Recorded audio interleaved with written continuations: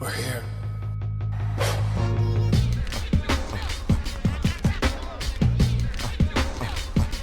I wish I could give this feeling. I wish I could give this feeling. On the corner. What up, everybody? Welcome to another episode of the Corner Podcast. Kel Dansby here. We're producer Coale, baby. What am I doing here? At the desk. What am I doing? Someone's supposed to be here. Yes. Where could he be? The old man is on baby watch, but calling in so he can still lend his opinions. It's WrestleMania week, which is why control Cole is here. your hot takes No. is really what he's calling in for. This is really the only reason he's calling in. But they cannot be contained because this is my favorite week of the year. Second favorite. NFL Draft is my favorite week of the year. Sure. Second favorite, WrestleMania week. We've talked a little bit about it leading into this. This could be one of Dre's last shows before going off and being a father of two. So we might as well give our predictions for the whole card today and make this a huge pro wrestling show, which I'm sure everyone loves. Producer Coale, baby, got the computer on the desk. He is ready. He is zoned in. He took notes. He's the most prepared man I know right now. Let's bring the old man in, though. Dre, from the comforts of your crib, welcome. You got the bright lights. You look good. That's that busted open money right there. The whole setup is a little bit different. You big time now. So do we even announce you as the Corner Podcast, Andreas Hale, or are you like busted open radios, Andreas Hale? How do I have to now intro you? Should I change my intro? I'm not responding to any of that shit. Keep going. I'm responding to that dumb shit. I'm big time right now. Big time in the crib. Nah, congrats, though. I heard the Saturday show. It was very funny. You, friend of the podcast, Ryan McKinnell, Big Mac, also holding it down. Yeah, that always. was Friend of the Blue Wire I Studio. was up. Man, they had me get up at 5 a.m, man. That was talking about pro wrestling after a shitty SmackDown at 5 a.m. That was. I did see that on Twitter. It was like 9 Eastern. I went, oh, he's on at 9. Oh, that's not. No, he's not on at 9. Nah, That's bright and early. Nah, man. Early. Yeah. I mean, So at least you had. so- At least you were saved by Triple H. Yeah, at least I had Hunter to talk about, which we'll talk about on this show. But man, for the second to last SmackDown, that sucked. I'm sure we'll talk bullshit, but yeah, you don't announce me as nothing. I'm still Corner Podcast. Don't be a jerk, okay? Don't be a dick. He's big time now. Big time now. So again, we're starting talking about wrestling. Before we dive into the matches and day one, day two, all of that stuff, we do what we always do, right? And that is based off of Dre's week. People, I guess, if you're new to this show, every WrestleMania week, Andreas is a madman. And he starts from WrestleMania 1 and goes through every WrestleMania ever. And he just has it on. He plays them all in order, all the way through. It's on right now. It's Look, You- I'm on you TV said- right now. I'm on WrestleMania 2000. Yep. You said I was prepped. That's preparation right there. every year. And so it's fresh in his mind when we break it down. Dre, this year, a little different. Ariel Helwani, shout out to Ariel, released his top 10 WrestleManias for WWE and BT Sport. We've heard mine. We've heard yours. I want to start with Ariel's list. And then, since these are all fresh in your mind, we can go through and see where he went wrong. So, number 1, WrestleMania 4. He went wrong. That was quick. Quick, fast. Number 1, WrestleMania 4. Number 2, WrestleMania 17. Number 3, WrestleMania 6. 4, WrestleMania 1. 5, WrestleMania 10. 6, WrestleMania 9. 7, WrestleMania 18. 8, WrestleMania 3. 9, WrestleMania 14. 10, WrestleMania 19. 19 was Rock Austin 2. Yeah. It's a little bit low. But all right. It is low. That was the one at Safeco, right? So Yes, outdoors. Number 1, this list- WrestleMania 4. So that has to be a nostalgia pick. Like absolutely a nostalgia pick. There's WrestleMania 4 is a slog. If you watch WrestleMania 4 again, it's all about Savage winning the title and kind of Hogan coming in to steal his thunder. But the matches suck for the most part. Like I just watched it, I was like, yo, it's not even in my top 15 manias. But I get the nostalgia pick because Savage won, and Savage is one of my favorites. So I can see why it's on his top 10. But number one, nah, man, that shit was booty. That's a bad WrestleMania. It's not great. So WrestleMania 4 again wouldn't be in my top 10. There's no WrestleManias on this list past 20. Yeah, he's bugging. I'll go through my list. I have past 20, well, including 20, I have 1, 2, 3, 4, 5 WrestleManias past 20 on my top 10. 5. All right. So if I had to go, WrestleMania 17 is my number one. It's everybody. It should be everybody's It's number one. everybody's Ariel, correct. I'm going to text Ariel. He's drunk. There's no way. WrestleMania 17 is hands down the greatest WrestleMania of all time. Yes. So X7 is number one on my list. Then we go to WrestleMania 10. I believe is number 2. And then WrestleMania 30, which is YesleMania, is 3. And I have that much love, for WrestleMania 30. Like Daniel Bryan's YesleMania was incredible to me. 30 should be in a top 10 at least, in my opinion. Yeah, 30's I on my love top that 10. one. I had The Bray 19. Wyatt like creepy scarecrow entrance was incredible in that one. I think that was Wyatt Cena. Yeah, it was. Yeah, like it was just so many good matches. I have it higher than the San Fran one, which was also really good with Rob. Also, a criminally underrated 31, in my opinion. Yeah. I feel like that one doesn't quite like. Tripp Sting might have been like the only down part. Of that. I disagree. And Cena beating Rusev, because I think Rusev probably should have had the rub. Rusev came in on the tank, and that was still at the time. Cena was still just kind of, Super the digging graves. That's that's kind of what. No, but I thought granted, the Triple H Sting was very much a case of you're not coming for the wrestling, you're coming from the nostalgia for it. So you're getting the NWO part and you're getting the DX part. The thing that they had NWO defend Sting. Which why? Everyone should have jumped him. It was weird. There's no doubt. But I was like, okay, WCW is Sting. What's a big part of WCW? NWO. He was technically in a part of NWO. I will allow it. Is it perfect? No. But it would have been who else was going to come out? Ric Flair or Hulk Hogan? Your options are limited. And rest in peace, Scott Hall. But the fact that he took a bump on the outside of the ring, flipping over a guy and this was just after he'd come back from kind of that weird stage that he was in, was that still sticks in my head of what are you doing? He's a madman. You're crazy.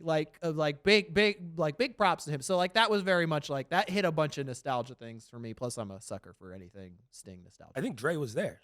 You went to that one, right? Because it was in San Fran and I was you're a there. Niners fan. Yep, me and Marcus Vanderberg were both there. We both went to 31. So my thing about 31's in my top 5. 31, the opener was Daniel Bryan winning the IC title in the ladder match. Then you had Orton giving Rollins that ridiculous RKO. Ridiculous. Which was best RKO ever. Still. I know people talk about the one he just did on Gable, but no, this is my favorite RKO of all time. Because that could have went very bad. Yeah. Very quick. Obviously, Seth cashing in at the end of the night, probably one of the craziest endings. It's probably the best ending to a WrestleMania aside from Daniel Bryan winning the title. What else was on that card? I can't. The Wyatt Undertaker with the sun wasn't completely down, so that was kind of weird. Yeah, very. And Wyatt should have went over. Yeah, but they already had Brock beat him the year before. I get it. I disagree. I think you're right. Went over. So the Sting match, I enjoyed it because I was there. So I popped when everybody came out. Me and Marcus went nuts. I've never watched it with commentary since it happened. And in our chat today, I dropped Arn Anderson talking about that particular match with Conrad Thompson on the Arn show. And Arn trashes it. Apparently on the commentary, they just trash Sting through the whole commentary. And then he pointed out some other things. He was like, they never said it was a no DQ match. Conrad explains that Kevin Nash didn't know he was doing a run-in until he got to San Francisco. He didn't know until the day of. So they changed all that stuff on the fly.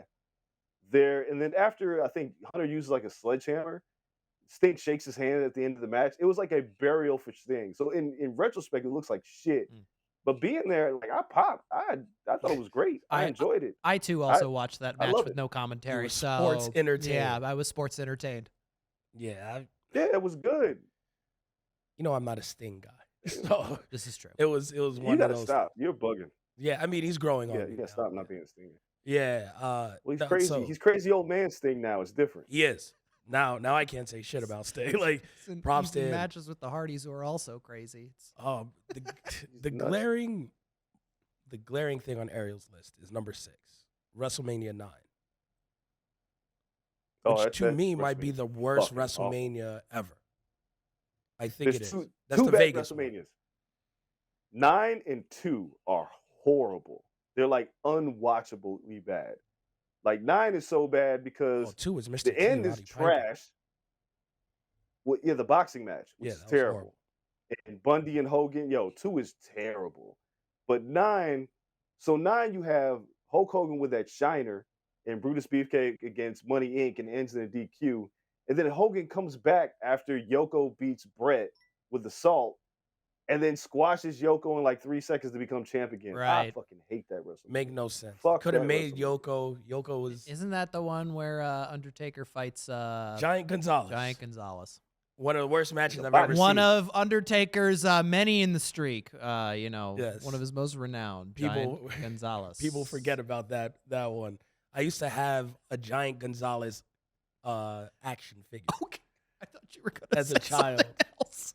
No, I did I not thought you have the were suit. gonna say the You did not No, have I the did not have the bodysuit. bodysuit with the fake hair, All right. with the fur. Okay. All right. Nah, that would have been all bad.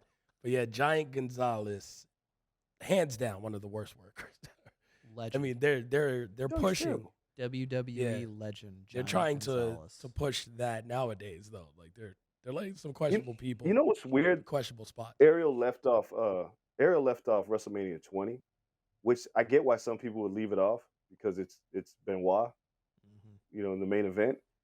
But that is a fucking incredible match. The triple threat Oh, him, Michaels, Triple H. and Trips. Yeah, and Hunter, yeah. An integral And part then of Triple before that, H's you got- story. Yeah.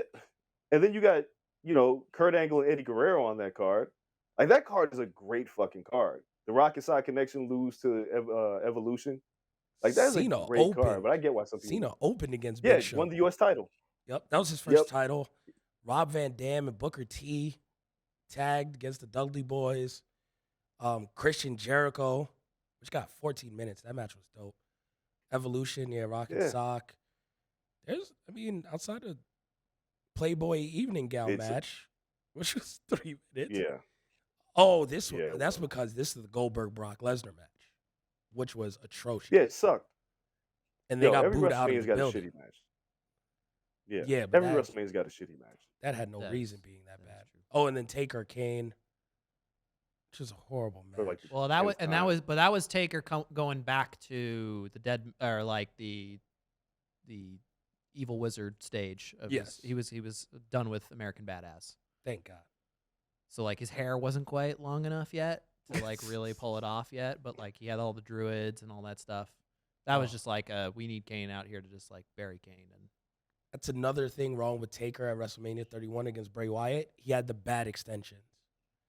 Like they had like clip-in he extensions did. to give him like the long hair. It was all bad. I do remember His tracks that. were showing. I do. The only reason I remember that match kind of fondly was just the fact that like Taker looked so out of it in that Lesnar match, and to like see him get concussed and like see him just like really not know where he was. Like it was a bit of a return to form match because it was a decent match. But yeah, I mean, we can talk about how Bray Wyatt all day got the great buildups for WrestleMania and then never went on top, except in one, and that was the pandemic WrestleMania, Oh, against Cena. and that thing was great. Yeah. I mean, I talk about how much I love like Final Deletion and all that stuff. So I ate that shit for breakfast. It's great. That was one of the best manias I can remember too. That pandemic mania was Ooh. great. I wasn't a You fan of think like the so? rest of the Mania. I just liked Yeah. that match. I really liked that mania. I thought it was dope for it Mm-mm. being 2 days. I thought they pulled it off well. Mm-mm. Mm-mm. I would No. agree with Andreas here. No? That I'll what go did back you and like? watch it. What did you like? I'll pull Go up the back. card right now. Watch it. It sucks. Other They had than, the triple threat ladder match for the tag titles with just 3 people in it. Yeah. They other had- than that John was Cena, weird. other than John Cena being a total All right. weirdo for 20 minutes, That was weird. that was the best part. And Yeah, Gronkowski it's was not- there winning the it's not a- 24/7 title. Yeah, it's not a good Mania. Oh, like God, we had Charlotte Elias and versus Rhea King Ripley was Corbin. probably. It's fucking bad. You were drunk. Drew Mac, I mean, I was You drunk. joined Ariel. Sami Drew, Zayn. Drew Mac You won joined the Ariel. title. Yeah, It's not a good Mania, man. Sami Zayn won the IC. I mean, maybe it's not that great. That ladder match was cool. And- Kevin Owens versus Seth was cool. And once again, part of it not its fault. Yeah, Strowman There was a versus pandemic Goldberg. going on. Champion Goldberg. Yeah. Oh God, wasn't that right after like he won it in Saudi? Yeah, that was atrocious. Strowman, not even with the Yeesh. company anymore, went over and got cut. And then Taker It's Styles. It's bad. Taker Styles. was Okay, fun. Taker Styles was awesome. That's true. Yeah, that That was was fun. That was fun. Again, another Flair- match that was doing the whole final deletion thing. Yeah, Flair beat Rhea. Aleister Black beat Bobby Lashley. That Nobody went- remembers that. Otis beat Dolph Ziggler. That was a fun storyline. That was the end Yeah, of Otis. no, that Mania sucks. Edge Randy Orton, last man standing. That was dumb long. Yeah. Yeah, okay. Give it to you. Yeah, not a good Mania. Not A as good great. Mania that's left off of this. Well, is it on his list? Let me look. I'm looking at Ariel's list. 23, No, I don't it's even not. remember. Like, I'm looking through WrestleManias. I don't remember 23 at all. Wasn't 23? Was Uh. that Michael's Cena? Yes, I don't even remember that match happening. I couldn't tell That was you. great. I couldn't tell you. The, I've ma- never the seen match that that like got Chris Jericho back into wrestling, I believe, is like Michael Cena. he saw that he was like, well, shit, these guys are good. I'm all right. I'm getting out of this band. Let's go. And he like kind of came back and did his next like his corporate run. Wow. Yeah, WrestleMania 23. I watched it at Titty Bar. Out here in Vegas. Yeah, I think I went to Olympic Garden. 23 was great. Yeah, my wife went with me too. Me and my wife at the Titty Bar. So you get shaking ass and tits and super kicks. Ass, tits, and super kicks, Ass, baby. tits, and super kicks. Get the merch ready. Damn, put that on a shirt. Vince, where you Yes. at? Where you at, Amazing. Vince? No, so what's the But, one missing? One that could have been, it's on my top 10 is WrestleMania. Well, WrestleMania 3 obviously should be on this list because Steamboat Savage is, how can you not have that match alone? It was a fun Mania. WrestleMania 8, if you take out the main event, which was Sid versus Hogan, but you ended up with Savage and Flair, and what else was on that card? Savage and Flair. Oh my God. was a banger, but it should have Savage been Flair. Flair. It should have been Flair Hogan, but whatever. Yeah, it should have been, but when you look at it, it probably shouldn't have been. Because Flair Hogan was the dream match, but I don't think it was going to be good. There's nothing you could do to save that match. That match was going to suck. He does have WrestleMania 3 on here, but it's at number 8. Yeah. Yeah, that's kind of. I mean, you know. And I mean, that's three fine. I three guess has you wanna like put the that. iconic moment that gets played in every montage. Body slam. In All right, front of so- 8 billion Yeah. people in the Pontiac Silverdome. Now, WrestleMania you know, 8 had another Taker, one. Jake Roberts, Hart Piper, Hart Piper. That's it. Hart Piper for the Savage. IC title. Savage Flair, Tatanka versus Rick Martel, Natural Fuck that. Disaster. Owen Hart defeated Skinner. I'm not sure. This wasn't great outside of those two matches. No, but Flair, Savage, because of the storyline. Flair with, that's Flair's only WrestleMania. Yeah. Flair had the Elizabeth pictures and was teasing that shit. The promo he cuts after the match is incredible, but Piper and Brett was fucking fantastic. That is that's like a 2-match show. It's kind of like Austin and Brett being a 1-match show at 13. Yeah. Like I just watched 13 again. 13 stinks except for that match, which is one of the greatest matches I've ever seen in my life. Might It's be a 1-match show. That match. I mean, it's a top 3 WrestleMania match. It's my number one. That's my number one WrestleMania match. Yes. It's what probably You don't like This the, might be the one of my Iron Man favorite match, matches. which No, still has no. like a spot in my heart. But I No, understand. I don't like that. Most people go what? Shawn Taker 2 as the best match ever. I still think Shawn Taker 1 is better than Shawn Than Taker 2? 2. Yeah. I mean, they're both They're both really good. They're Yeah, both one- really good. But yeah, I think I like that one that better, first too. one, I think it's like a matter of like 2 had the expectations of like, well, this was really good the first time. But like the first time was just it was classic Shawn Michaels. It was classic steal the show. He had the entrance he had the freaking entrance Yep. with the all God. white Undertaker garb coming down from the Titantron. Like that was awesome. That was so good. And then yeah, Taker almost dying because of a cameraman. Yeah. There's so many things in that match that are just like, and that was like that was like maybe not the first time, but like those false finishes in an Undertaker match were like had that weight to it Yes. that it didn't really have before of Shawn kicking out of the tombstone, and just like the look on Undertaker's face is That's- so freaking iconic. It's That's so when good. they really started buying into the streak Yes. and yes. like the streak ending. Because Yes. before then it was just Taker just Correct. beats people. Yeah. But like the streak was a thing, so it added to every near fall. Like after that. Tremendous. Yeah. Tremendous. What else? Another WrestleMania that's missing from this list is 28. 28 is Rock Cena, which was probably easily as much bullshit that they're trying to tell us that Brock and Roman is the biggest WrestleMania match of all time. Yeah. Bullshit. Rock Cena 1 was the biggest WrestleMania match of all time. Yeah, that's That was ridiculously big. But everybody forgets the other match on that card was the Hell in a Cell match between Triple H and Taker End of an era. with Shawn Michaels as the ref. Yes, that incredible, man. dude, that match is incredible. That's the one time that I was sold that the streak was over. The pedigree super kick combo. Oh, I yes. knew with that Shawn shit as was the over. ref. When he kicks out of that and Shawn's Goes reaction to the corner in like the turnbuckle, so good. It's so good. Dude, That cell it was is incredible. So Well, good. I'm sure we'll get into Triple H, but again, like that's another one of those just like you don't have this without him, and it's just like God, it's so good. It's so Yeah. good. Big Show defeated Yeah. Dashing Cody Rhodes on that. I And think I the love thing Dashing Cody that Rhodes. maybe sours that that match a little bit is the fact that they build it as like never before, never again, Cena Rock, and then they did it a year later. Did it a year later. But they like teased it that night. That like, yo, we're running it back. It was a straight year build. Or it was like the next night on Raw. They were like, yo, No, they didn't because they had mentioned it, but it really didn't kick into high gear until the Royal Rumble when Cena won. Because then Rock beat Punk. Yeah, They made it a ended the title match summer for no Punk. reason. Yeah. That's just, Yeah. and that's one of the worst WrestleManias I've ever been to. I've been to 2 of the terrible WrestleManias.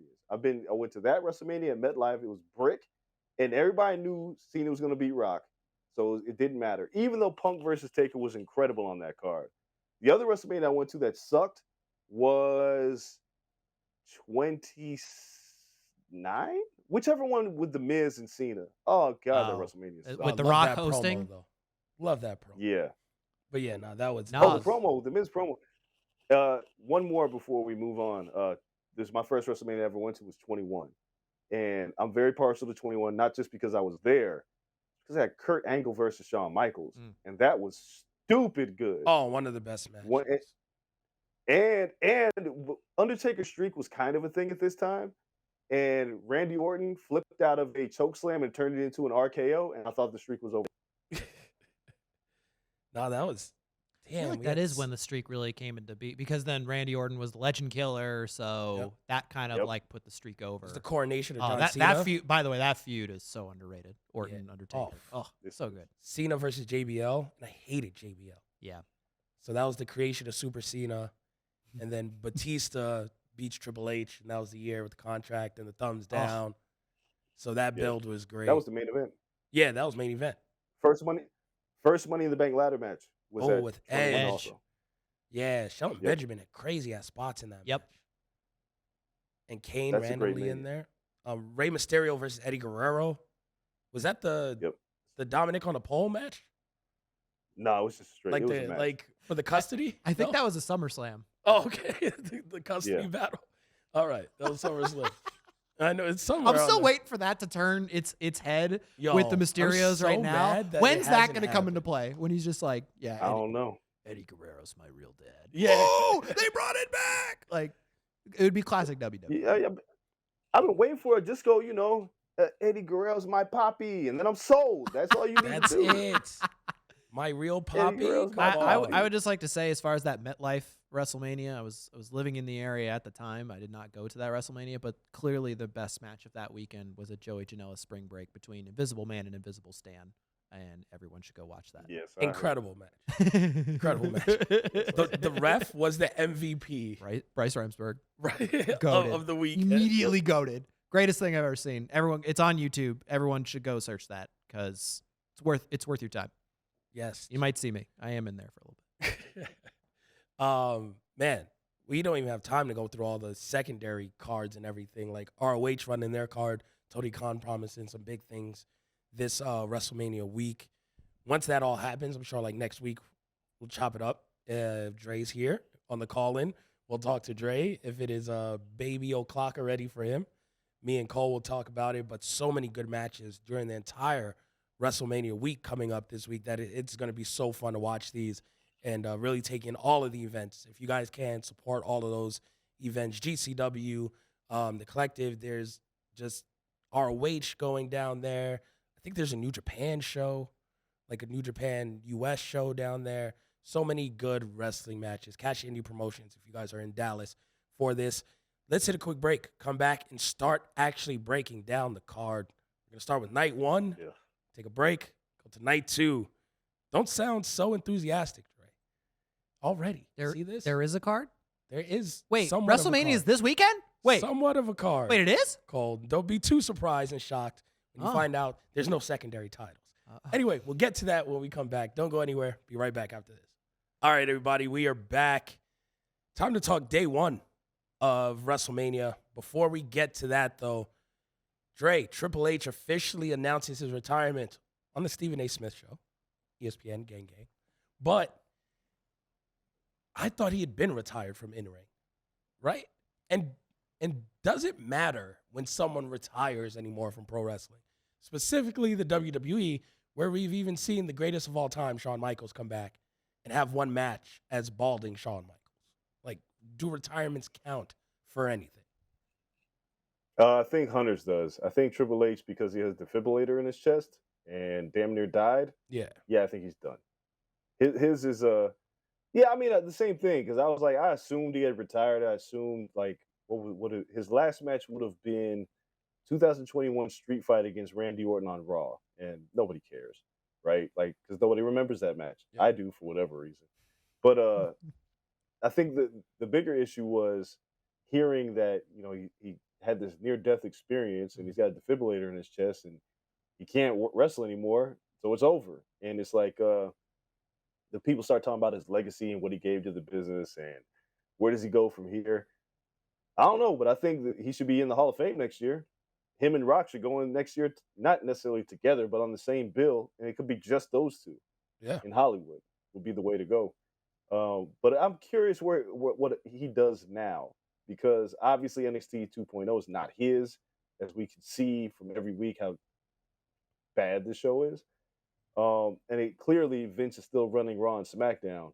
So I don't know where he fits in with the company anymore.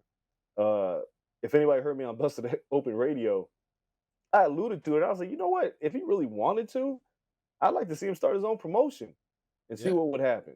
But you can't do it because you're married to the boss's daughter. That's too much bullshit. But he's got a lasting legacy. There's a lot of. He's one of the names that he's not quite on the Mount Rushmore, but I think his career is a little underrated. I know a lot of people liken him to burying people with the Booker T match, for instance. Yeah, and I don't think he made all those decisions by himself, right? It's not like he booked all of his own matches, but it sucked, kind of like how Cena when he kind of buried everybody. Yeah. But you also got to think that Triple H put over Daniel Bryan at WrestleMania 30. Triple H put over Benoit in WrestleMania 20. He got beat by Cena, but everybody got beat by Cena. He shouldn't have beat Sting, but whatever. I won't blame him for that. Lost to Shawn. But he's been part of. He's lost a lot at Mania. Yeah. Well, like, I mean, if you look at it, him and Shawn Michaels feud, when Shawn Michaels came back, Shawn Michaels needed to trust somebody, and he trusted Hunter with that feud. It ended up being an incredible feud. Triple H has had some really, really tremendous feuds. And I will go on record saying, I think we don't talk about it enough. He's one of the best on the microphone, period. He never misses when he cuts a promo. And he's been doing this for almost 30 years. He's good. I mean, if you go back and look at when Punk was doing the Summer of Punk stuff, yes, the stuff with Vince was good, but the stuff with Hunter might have been better. You look at Triple H when he was feuding with Orton, when Orton was punt kicking the whole family, and I think they had a fight in Hunter's house, and Hunter threw him out the window, and they fought on the lawn. The promos they cut there were great. Triple H and Rollins was really great when Triple H said the only people who are sellouts are poor people because they don't understand what it's like to sell out. That was great. He's great on the microphone. He's just got a tremendous legacy. I'm glad that he went out like this and then, trying to wrestle another match and just be terrible, like Undertaker and Goldberg continue to do. But he's one of the greatest wrestling minds that we have seen. Because if it wasn't for him, we don't have NXT. And if we don't have NXT, we really don't have AEW. Yeah. No, I mean, the man was in DX. Everyone was crotch chopping. To this day, people crotch chop. I once got in trouble at school and got detention for 3 days in elementary school for going out to the playground and telling someone to suck it in front of my gym teacher. The gym teacher was not a pro wrestling fan, so he did not take that in the best of context. Did not understand the context. Did not. So context clues were lost in that exchange. And yeah, I got, 3 days of detention, but so worth it. I mean, just that lasting legacy, everything he's done after that, evolution, talk about putting people over, put Batista over at WrestleMania, Batista made stars of these people. He's very smart. Yes, he has favorites. I think that is clear, right? Like, he's part of the clique. They never hid that. If you are a Triple H guy, you're pretty well made. If you aren't, then it is what it is. Yeah. I think I got a lot to say as far as Triple H is concerned. I think like this kind of starts with like the fact that he is kind of like the main plot device of one of my favorite videos that's ever been made of all time called Wrestling Isn't Wrestling. It's made by Max Landis, son of John Landis. Yep. It's a YouTube video. It's 24 minutes long. Please go watch this video. It's entertaining. It's great. But basically, he breaks down how Triple H is one of the most interesting characters in any television show. And it's so spot on. And it is so good that it makes Triple H is a fascinating character. And he always has been. And he's done it for 30 years.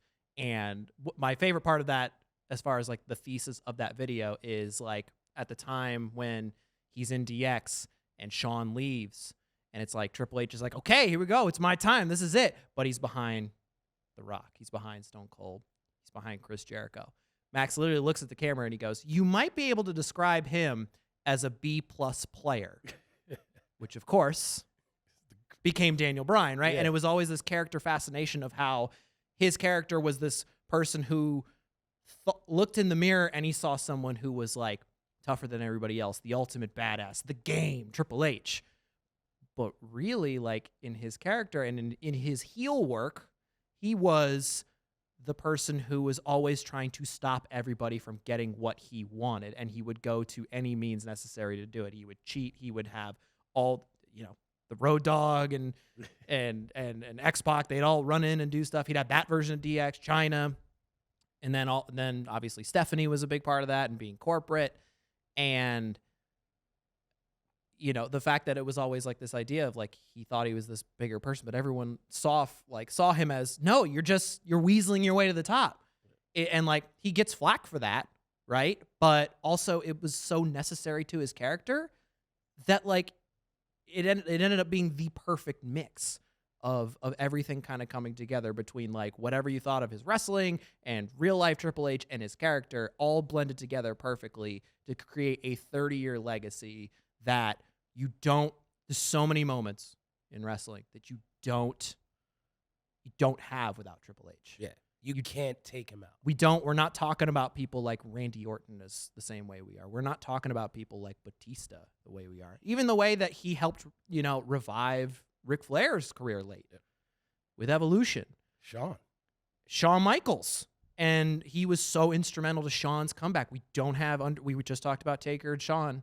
We don't have those two matches. We certainly don't have end of an era match without that kind of character building. And then even in his work in the Authority was so integral to Daniel Bryan having that moment and creating that craziness of WrestleMania 30. And then Seth Rollins. And Seth Rollins as well. Because he's the reason Seth turned on the Shield. Triple H, and Andreas was putting it perfectly, is like, would you necessarily put him on the Mount Rushmore of like wrestlers? He's probably not going to get there, right? But I liken him to like in baseball sense, like he's the closer. Yeah. He is like the guy you bring in. Okay, you need to lock this shit down, Triple H, because you know what you're getting, and you know you're going to get something good for the most part. And he's so integral to everything that's going on. It just like you think about just the 30 years, it's unbelievable. It just to think about his career and his impact on wrestling in those 30 years and going forward. Yeah, it'll be interesting to see what he does from here on out. I got something else to add. Something else to add to that because we mentioned all those people. Like Coale mentioned Orton, Flair, Batista, Rollins. You know who else got a super rub from Triple H? Stephanie McMahon. Yes. Because yes. If you remember, the angle was Vince McMahon was sacrificing his daughter to get back at Austin. Yep. With Undertaker kidnapping, and then Stephanie got her dad back by marrying Hunter. Yeah. And that became that angle, and it made Stephanie, because she was with Hunter all that time, she was able to build her evil character, who became a mainstay on the roster, and learning the business and being one of the most hated women in the company through Triple H. Yep. One other name, Kevin Owens would have never got signed to WWE if Triple H wasn't there. There 100%. would be no Kevin Owens. Vince McMahon did not ever see anything in that guy. And Triple H signed him. He got an immediate boost to the roster. He beat Cena, which is not by accident. And then I guess he redefined what a pro wrestler can look like, right? Yeah. Like Kevin Owens is one of those guys. And Triple H was a big advocate for Kevin Owens, Finn Balor. You just go down the list. Yep. The man's feuds were excellent. So, yeah, that guy's got a legacy, man. Like, you can hate him. I still hate the Booker T match, but I can't blame Triple H for all that shit. And I think I saw someone on Twitter mention, like, straight up in a wrestling match, is Triple H like the best in-ring guy? No. But God, is he good when the match involves stipulations or blood. He's so good when like both of those get inserted in, it's, then it's story time with Triple H. And story time with Triple H, he's talk about a guy who understands, like, ring psychology. Cerebral assassin. Listen, man. It's yes. Dre always argues that you can take Undertaker away from WWE and WWE keep taking, right? Like, he's not integral into the story of WWE. If you had to tell it in like 16 chapters, you can take the Undertaker chapter away and be fine. Yeah. You can't do that with Triple H. Nope. No, it's way too involved. So real quick before we move on to WrestleMania, what is your favorite Triple H match? Favorite ever. Triple H Foley street fight? Yep. That's the one. It's probably my favorite. That's the one. That's the one. That for me, that's the one. It's the one because prior to that, Triple H was the funny guy. Prior to that, Triple H was he was DX, but he had his feud with The Rock, the ladder match, where he won the IC title, which is memorable. But he was still kind of viewed as like pretty well. We're gonna have to talk about Mick Foley one day because Mick is the guy that you go to when you say, "I'm a badass," and then Mick's like, "All right, work with me," and then Mick fucks you up, and you might win the match. Orton, Triple H, Edge, all got the Foley rub. Yeah. Rock, all three of them. Yeah, they changed all of their careers. Yeah, so it's like, but that's my favorite. Foley, Triple H street fight. That shit was brutal. Honestly, that was brutal. And it made Triple H. If it wasn't for Mankind, Undertaker's gimmick might have gotten stale. Because it wasn't a gimmick made for the Attitude Era. You want to talk about the rub? But Mankind brought it from the gimmicky comic book era to like a real life era, and his feud with Mankind transitioned him and allowed him to stay in that character for another 5 years. When you probably get stale and blow up the character if it wasn't for Mankind to feud with Undertaker and Hell in the Cell and everything, and that huge thing extended Taker's character. The American Badass would have had to come 6 years before that. Yeah, it gave time to prep Kane. Yep. Like Mankind came with Paul Bearer, and they gave them enough time to build towards Kane. Because when we talk about the Hell in the Cell match, if anybody remembers, that was a cold match. That match was happening, and people were like, why the fuck is this match happening? Because their feud had ended like a year earlier, and they just booked it on the show. And then, Taker throws Mick Foley to hell. And then we're all talking about this match like it was one of the greatest stories. No, it was a shit story heading into that match. And it just ended up being the biggest stunt in pro wrestling. And it made Taker much bigger. And then, we got Kane, and we got American Badass, and we're talking about Taker as like one of these great wrestlers, yada, yada. But it extended his gimmick. Foley. Yeah, without Foley. So I think End of an Era, I think, is still my favorite Triple H match. That's just so damn. That might be cheating because it includes John and Undertaker, but like it's just the stars aligning is so good.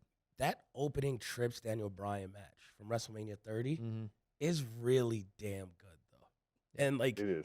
Even him beating the shit out of Daniel Bryan after the match and like injuring him further, and like the heel tactics, and you talk about like how that dragged on throughout the night. People like, can he come back? It set up so much for that night.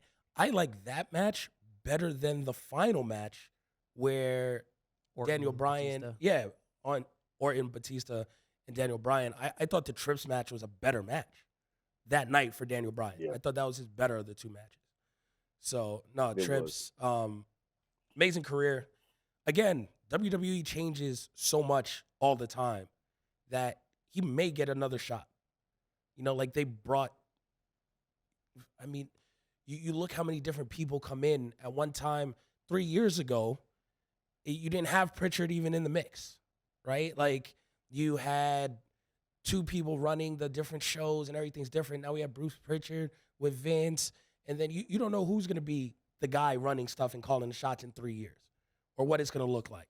3 years ago, it looks like it was going to be a super indie. And then now it looks like it's going to be 1988 again. And then this might not work, and the numbers might not match, and the shareholders might not like it. And you might have to transition if AEW starts catching them, and they got to go back to being a super indie again. You never know. So you don't know what Trips' role is going forward, and how sports entertainment and pro wrestling change. So I think there's always going to be a role for a guy like that, though, because he knows how to do all of it. So I can't wait to see what he does next. Dre, you've been trying to put this off. We got to do it. We got to talk about night one of WrestleMania because we can find a million different tangents. It's time to dig into the match card. Going to run straight down how they have it listed on here. I'd be shocked if this didn't open it, though. Becky Lynch versus Bianca Belaire. It's the best match on the card. It's the best match of night one. It's the best build of night one. The Bianca injury is definitely a play like out of your book. You love when people get hurt. Granted, you would have had to get hurt like 2 months ago. You like to milk an injury angle. So the fact that it happened like a week ago might make you a little upset. But you love a good injury angle. Yeah, I like a good injury angle when you do it right? Like they did this because they ran out of shit for them to do. WWE has this huge problem, right? And we can compare it to AEW. And if you guys think I'm wrong, tell me I'm wrong. AEW, when you get a title match, for those next few weeks, they don't work each other in various different ways. No. Building up to that match, right? They kind of keep them away from each other. They may cut a promo. There may be like some kind of brawl, but for the most part, Paige and Coale, going off of this previous AEW pay-per-view, they didn't work a match against each other. Meanwhile, what has Bianca been doing? She wrestled Doudrop like 5 times, it felt like. There was always some kind of interaction with Becky. They ran out of shit for her to do, so they gave her an injury angle. I like injury angles when they make sense, when it's time to get somebody off of TV. You're heading into WrestleMania. What are you getting her off of TV for? This is stupid. This is dumb. But I still think the match will deliver. And if Bianca doesn't win, we're going to have to riot. Because I think Becky might I don't win understand that. why we did all this shit. that'll be leave a bad taste in my mouth if we go that I route. think even in speaking of the injury angle, it's just entirely unnecessary, right? I mean, I feel like the story here kind of has the most natural build to it, right?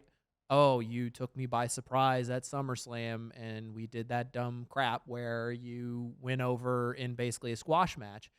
And like I've been working, scratching, clawing, fighting Dewdrop 8 times in 2 weeks to get back to this point where I'm in the championship picture and it's against you. I'm out for revenge. That's all it needs to be, right? That's it. It's simple. It could all be. Doesn't so need simple. an injury. Like it just seems like, I mean, again, it's television and they're trying to buy filler, but yeah, I just feel like the story was way easier to tell. It's another thing for her to overcome. I guess. Yeah. Like if you're a baby face, okay, now you have to overcome not only scratching and clawing, but she sees you as a threat. So now she has to injure you to make sure you're not there. Like Dre said, though, it really only makes sense if you win. Because if you lose, then it's all for naught. But I feel like they're dumb enough to have her lose. And that's just where I'm at. I think she's going to lose the match. I think Becky will win, and they look at it as like, oh, we have Backlash. And then we can run this back, and Bianca can win a Backlash. When no one cares about Backlash. This dude. I almost feel like the opposite Okay, is maybe more liable to happen. Bianca wins, and then Backlash. Becky gets it back. Just hot potato? It's all bad, right? Like, first of all, Becky shouldn't even be in this fucking match, right? No. If we want to be completely honest, it should be Becky and Ronda. Becky should have never went heel. They panic booked their way into this, and they haven't really figured it out. Becky's done the best with what she's had. I can't blame Becky for any of this. This character is not But bad she's for not her, really- by the way. No, but she's not really a heel either. It's really hard Yeah. for fans to boo her. Like, she's trying really hard. I give her so much credit for that because everybody loves Bianca. She's not really a heel. Whereas when we get to Charlotte and Ronda, they're both heels. And one of them is trying to be a babyface and the shit ain't working. Oh, that So promo. it doesn't make any sense. Wait until we get the there. drizzling shit. Wait till We're gonna get there. Oh my God. We're gonna get there. All But right. but I think hold on. Okay. I think that Bianca should win. If Bianca doesn't win, it'd be ridiculous. But I don't know what the fuck they're doing. Like, even the injury angle is bullshit because they're doing this like, she's out for an indefinite period of time. I bet you she's back for WrestleMania. Yep. Why are we doing this? Like, who are you fooling? I don't know. She's gonna jump her this week on Monday Night Raw, and then it'll be on. But I don't know. Again, to your point with AEW, what makes it good and how they're like fluid between these feuds, even when one ends, is because they don't have Dewdrop getting beat 5 weeks in a row, right? They have, even if someone gets beat, you beat a different person every week. So their record really never gets that tainted. Right. Because then, even then, they use AEW Dark or they use other things to pad their records in other ways. So when it comes back up and it's time to get a new challenger, it's like, yeah, yo, you lost to Bianca, Dewdrop, but you've been beating everyone else. So now your record is technically like 13-1. Yep. So when Bianca wins the title, you'd be like, yo, you got me, but it was once. Let's get it. Yeah. Because I'm still beating everyone else. And you're like, that's a sensible feud. Like, yo, the heel is just like, I beat everyone, but I couldn't beat her, the babyface. I'm going to chase her, torment her, and get that back. Like, they do something like that that's very good. Or if you're a babyface, you work your way up to the title, you lose, but you're still getting babyface wins elsewhere so you can still stay in the picture. The rest of the women's roster is inactive. We'll get to that in a little bit. But So they're it's- not quite inactive. They've just been kind of tossed into something. But we'll get to that. That is also true.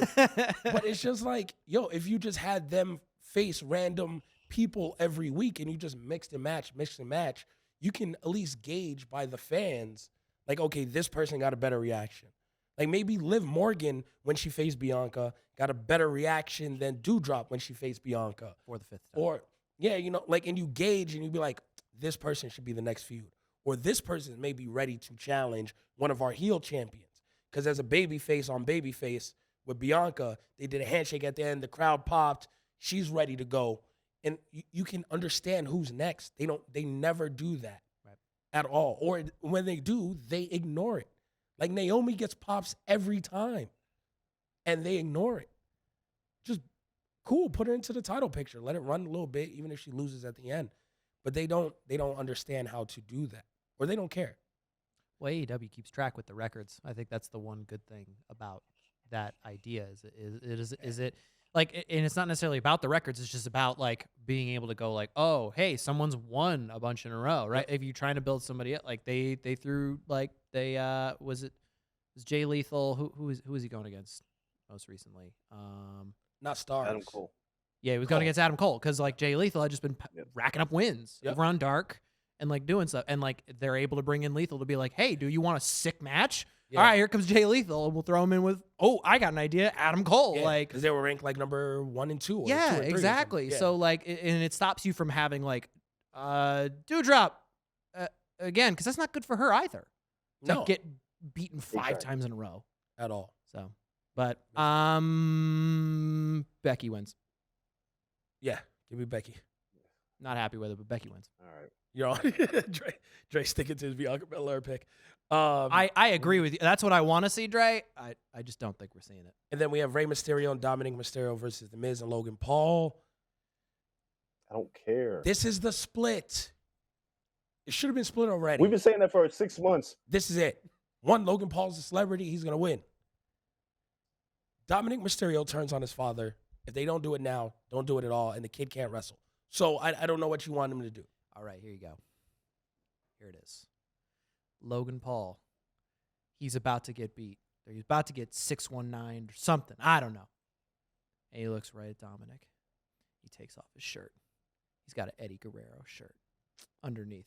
Dominic, brain just explodes. He's just like, what? Eddie? Wait.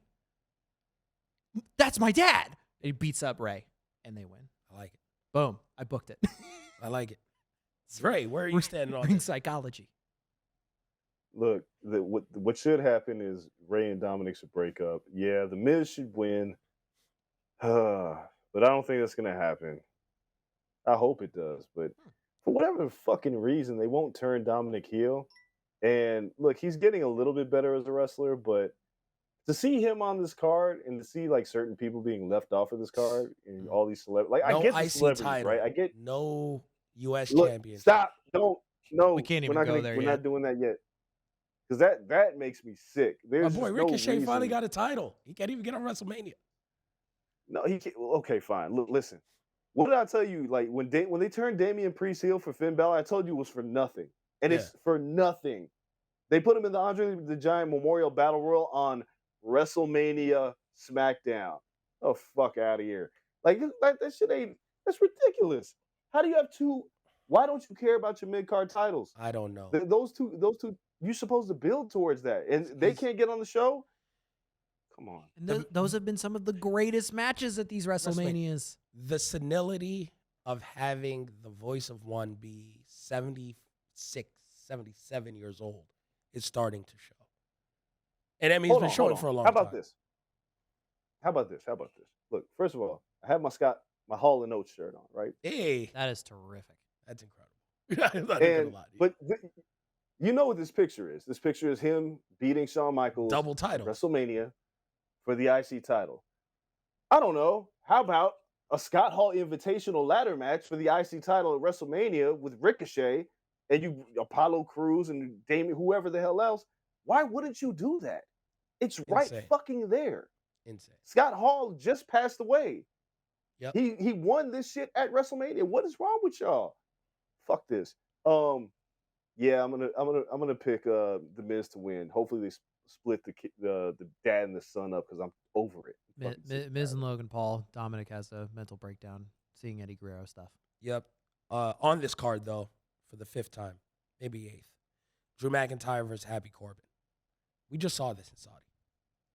There's no title. You know what? Don't give Ricochet the stupid belt. And I like Ricochet. Don't give him the belt. Give it to Drew Mac. Have him be the mid-card champion and have this be for a belt because at least it makes some sense to extend the feud. It's a singles match for nothing. And Drew Mac's going to win Nobody again. cares. I hope it's under 8 minutes. Give me Drew Mac. He got Moss in Saudi and threw a madcap on his head and damn near killed him. Yeah. That Again, that was just a bad. it's going to be bump. the same match again. But- That's the this is the bathroom match. Yeah. Hands up. This one? Yeah.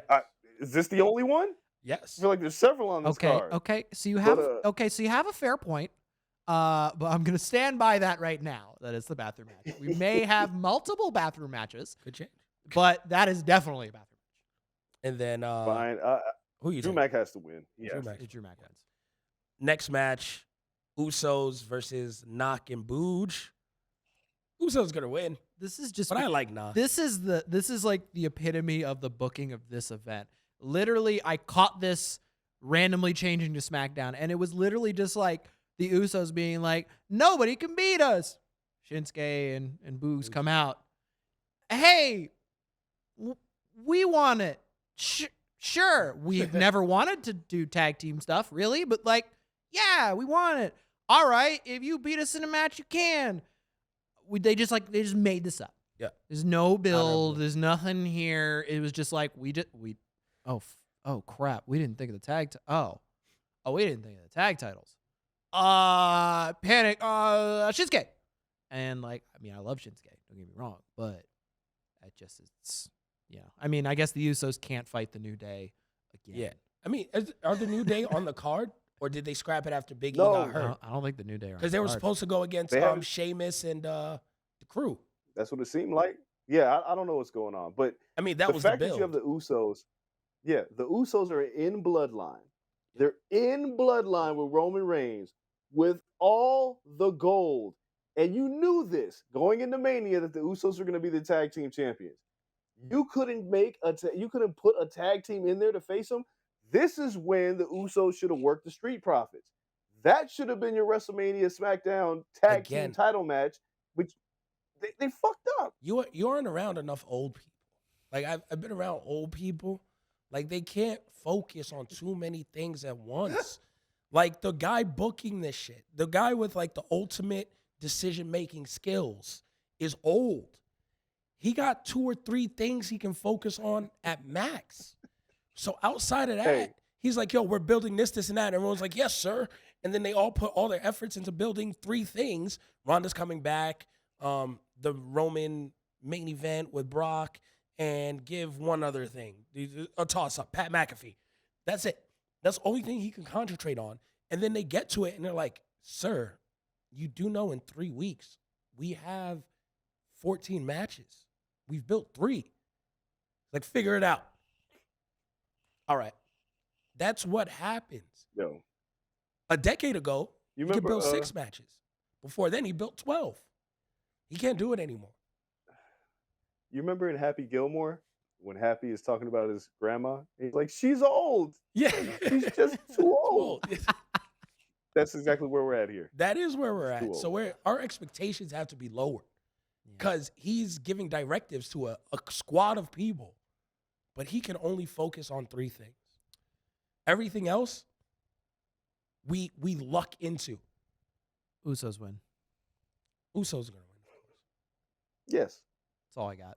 Give me a good knock entrance, though. Yeah, that's true. Only 5 matches declared at this point on this card, but we are going to go ahead and put in the 6th. All right? And that's not including if the New Day make the card, because I feel like night 1 could have 7, because some of these could be shorter. But hey, this 5th one though, But man. we're not Can't wait to talk about We're going to this leave the one. main event for the main event. Oh, okay. On this, well, I guess there's 2 matches not announced yet, but they're going to be on night 1. The next one, which should be finalized on Monday Night Raw, Seth Rollins got called into the office. He tweeted about it. Vince is going to bring him to the office tomorrow on Monday Night Raw. Got called to campus. He's been asking for an opponent. He has to meet with Vince and the security. They're going to give him an opponent. I'm waiting for it. We're going, and we're just going to say it because we don't got another wrestling show this week. Cody versus Seth Rollins. Wow! Night 1. There goes Cody Rhodes. God, no. He better keep the same entrance from AEW. Wow! If he doesn't have that entrance, I'm pissed. He better have his AEW song. That's the only thing I liked about him in AEW. The stupid song, Kingdom. Just imagine. I play that to this day. When Kingdom hits, everyone's losing their shit. Dre, Seth Rollins, Cody Rhodes. Who do you got? Well, look, I don't think they're going to announce it at Raw. I think they're going to tell Seth he's going to find out his WrestleMania opponent at WrestleMania. Okay, that's Just also be possible. in the ring. I think they're going to go. That route. Yeah, it should be Cody. You know, it'd be great. Like not great, but great if it was Shane. Oh my God. No. It's supposed to be Cody, and then Shane books himself and throws himself in. What they should do, though, honestly, is Seth in the ring. Like, all jokes aside, Seth in the ring, and to bury the hatchet, because there is a hatchet. Seth in the ring, Trips music hits. Trips comes out. Sledgehammer in hand and says, I'm retired. I would fight you if I could. But instead, I got someone who will take my place. And Cody comes out and he gives Cody the sledgehammer and they bury the hatchet. And you got Cody's music going. Cody's like, all right, fuck it. I talked about you for 2 years. My bad. And then walks to the ring and he has a match. His Titantron video is just the video of him hitting the throne. Hitting the throne in AEW. But it's in reverse. But I mean, really, though, like, that should be the play. Like, yo, I was a dick. I'm sorry. I'm home. It's okay. So, if this match is happening, which we all assume it is, who's the babyface and who's the heel? Cody's a babyface. He wasn't a heel in AEW. He refused. He is a babyface. But he's the son of a plumber. He is a babyface. So he's gonna be just as a shitty babyface in WWE as he was in AEW. You know, it's gonna reset the clock. How about that? Not for me. It's still shitty. He's always a heel for me. Well, it's gonna but be. He's going to reset the clock, and he'll be a babyface going forward. I feel like this is them trying to like do the Hardy thing again, like the Hardys when they came back after, and Matt Hardy was broken. Matt Hardy, still one of my favorite things of all time, and the New Day introduced them, and they got that massive pop at that WrestleMania, easily the moment of the night. Yeah, and crowd just went crazy. Jeff Hart did the thing. Yeah, and it came out. I feel like they're trying to build this up as if like they're gonna get that kind of a pop, but they're forgetting one thing. Nobody liked Cody Rhodes at the end of AEW. Yeah, I think it resets. This is gonna be. He'll get a pop. Don't get me wrong. He'll get a pop. Oh, Cody Rhodes, and it will fizzle out in a week, and he will go right to the mid card. I give it 4 weeks. I don't even know. To Backlash. To Backlash. But I think him at the top of the card. Unless he keeps fighting Rollins. So like Rollins needs someone to be a heel against. So yeah, I guess that helps. Just WWE are devoid of baby faces. I think he could be a WWE baby face, maybe. But I think he's just better as a heel. But I mean, again, but no, I got to axe to grind. Cody goes over. Yeah. Seth doesn't need to win. Yeah. Cody goes. I don't expect the trip stuff to happen. Cody must pose. But I do want that would be good. That would be really cool if they did that. Yeah. I don't expect the trip stuff to happen either, just because it's so fresh. I'd hate to see it, like to even tease anything. It's like stay home, Hunter. Stay home. They just had him on TV. Yeah, just stay home. But but he was on ESPN. I want to see him in a wrestling ring. Just on the Ram. I don't want the guy in the ring. But it's the worst. The thing here's another thing. Like everybody's gonna call me AEW Mark for this, but everybody knew CM Punk was signing with AEW, and it became the worst kept secret in the company. And they didn't even try. No. At a certain point, you just knew he was coming back. Why don't they do the same thing with Cody? Stop keeping this shit a secret. We fucking know. Yeah. Just tell us. Seth, you have an opponent, and I'm not gonna tell you his name, but it ends in Odie Rhodes. Yeah. Or he's a nightmare. He's one might say an American nightmare. Not like really. If Vince is just like, no, you're not going to get a match, and then Seth storms out and he's a baby and he complains like he usually does. And he goes to the ring, he hijacks a mic, and he's just like, I'm not leaving this ring until I get an opponent. Just have Cody run in and beat the shit out of him in the middle ring on Monday Night Raw. No entrance music, no nothing. Beat the hell out of him and just say, I'm your opponent. Drop the mic, and then you still get a pop when his music hits. As long as you don't have music, You save the pop for But- whenever you want. But which music? Oh my God! Please no, Cole. If that's the music, me and you are going at it. 'Cause then Yeah, they no, listen to no, the no. show. I don't want that music. Yeah, No, it's all I'm bad. just doing it because that video Cena Oh singing my it is God, the best that'd be thing ever. horrible. All right, so Anyways, now yeah, Cody wins. What is currently, in my opinion, going to be the co-main event, but it's listed as main event. Yeah. Charlotte Flair versus Rowdy Ronda Rousey. So Dre, You want to go? I teased this in the beginning of the fight or beginning of the podcast. Before you got on the air, I told this to Cole. Whatever match, say the baby doesn't come until WrestleMania weekend. Whatever match is on when the baby is delivered, you must name the baby after a participant in that match. And I hope that it's a girl. And I hope you have to name the baby Rhonda Hale. So we can then call her Rowdy Rhonda Hale for the rest of the baby's life. Tell your wife. These are the stipulations. Dre, thoughts? Fuck out of here. The merch. Think of the merch. No. Rowdy man. Rhonda This- Hale sounds dope.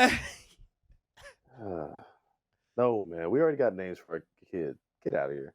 Cut it out. Yo, let's talk about this shitty ass match. Let's talk about how let's talk about all the ways that this has been shitty.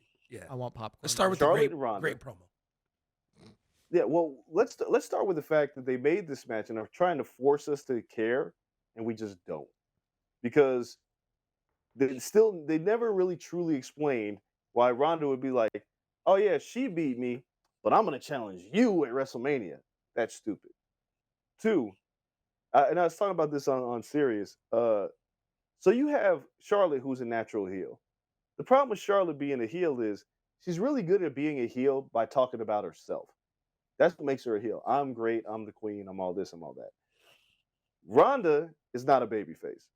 The only thing that made Ronda a decent person going into the triple threat match at WrestleMania 36 was that Becky was picking at her on social media and made Ronda act in heelish ways. So you had like the real heel, who was Charlotte. You had Ronda, who was in the middle, and Becky was the babyface, as the man, who was antagonizing Ronda the entire time to give Ronda somebody to fire back at. In this feud, you don't have that. Ronda doesn't have Charlotte like needling at her, and Ronda's a better heel because she doesn't know how to work babyface. So now you go to the promo on this Friday, where I tweeted it. Her promos are flatter than Kyrie Irving's Earth. They are fucking poor. She's just, hey Charlotte, I'm gonna beat you at WrestleMania. You think you're better than me? Smirk. And then she leaves. And then she starts smiling. I hate everything about this feud. Yeah, you She forgot didn't the even point. know- You forgot the point. She didn't know the name of the belt she was fighting for. She had no It's clue what bad. title she was It's- fighting Smack Raw Women's for. Championship. Yo, this feud has been so bad, and people are like, well, she's gonna get a pop. But it's like, people think the match is gonna be good. And it could be, right? It could be a good match as long as Ronda doesn't throw a punch, right? It could be a really Wow. good match. No, you know she's opening up with the Shane O'Mac punches. Oh my God, I know. But my thing is, I don't know if Ronda, like, they're in the right city being in Texas. Because if they were in New York would hijack this match and kill it and just ruin it. Is Ronda's heart in this shit? And the other thing is, and then I'll leave it to you guys, Ronda's gonna win. But here's the question: who gives a fuck? Who cares who wins this match? I don't expect Ronda to be here for a long time. So even if she does win, I expect her to drop it at some point. And Charlotte winning, who cares? This is one of the worst feuds that I've seen in such a long time, that they had the perfect feud right in front of them, and they went with a feud that has like no juice. And they keep trying to get me to like it, but I fucking hate it. Fuck this match. I hate it. You have Ronda winning, even though you hate it. I have Ronda. Someone's gotta win I can't it. see her come back to lose. Yeah, somebody got to win this shit. Double DQ. I don't know. WWE's done weirder shit at WrestleMania. Yeah, I don't care about this match at all. The build has been horrible. Ronda is not who she was when she left. And when she left, she was just figuring it out, kinda. Like, when she left, she wasn't a hindrance to anything, necessarily. Like, she felt like she belonged. She put in a lot of work on that path to figure out her character. She went from babyface to heel ish. She was the tweener. Charlotte was the heel, and then we had Becky, the babyface of babyfaces. Cool. Coming back in a completely different role, trying to be a babyface, acting like people missed her. No one cared. Like you did what you did. You left. Now you come back. It doesn't make sense. You're jumping the entire roster for a title shot when you lost. We all saw you lose when you left. It makes no sense to me. I don't care about the match. They're going to give it way too much time. I don't think Charlotte can even make Ronda have an amazing match. And Ronda had decent matches before she left.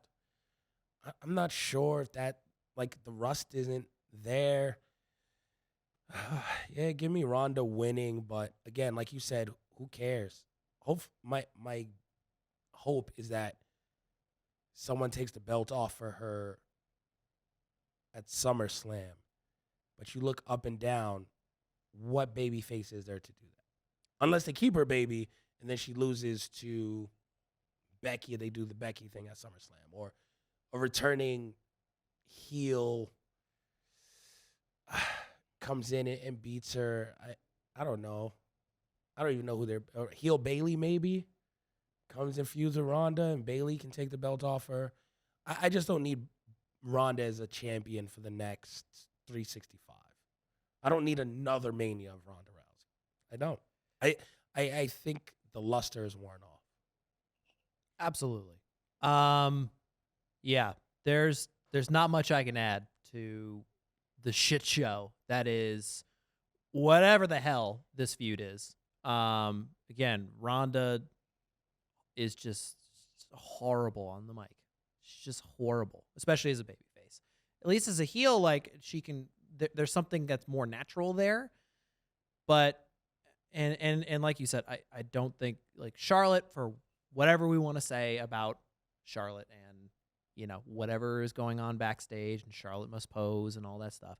Usually when you put Charlotte in a match, you're gonna have something good because she's still a freak athlete and does crazy shit in the ring, and she's a good wrestler and can still work great matches. This is just a road going absolutely nowhere. You were just trying to spitball the ideas of what does this mean long term for the title picture? You get the belt to Ronda. What happens next? You truly are hoping for somebody like a Bailey to come back. That's about it. I don't know. That's why I actually leaned into. I'm gonna lean into Charlotte must pose, and I'm gonna say Charlotte wins this because I think Ronda's doing this, gonna get her paycheck, and then we will not see her again. That'd be best. I wonder, and I often wonder, when Brock came and he debuted, he was somewhat babyface Brock, right? Quick. They never really. He was dominant. His character was whatever Paul Heyman wanted him to be. Before then, when he first debuted. Oh, sure. When it was just him. No, he was always with Heyman. Heyman was the one who brought him. Brought him in. And then, he was the next Heyman big thing. He was the next big thing. He knew Spike Dudley on his debut. Yeah. And he was dominant throughout. They never forced Brock to be a babyface. He was always scary and dominant. When he came back from the UFC, he was scary and dominant. Ronda Rousey came from the UFC, and they wanted her to be likable. It's just so much easier to make her scary and dominant. Yeah. Right? And then why force her to be a now babyface? instead, what we have is we have Ronda, and I love an ISO shot of me, Brian, if you could do it. Instead, we have Ronda doing this. Whatever the freaking heck that To be fair, promo thing was that they put out. What? That's her she didn't UFC even look partner. imposing. It was just what are we doing? It's everything about this is a mess.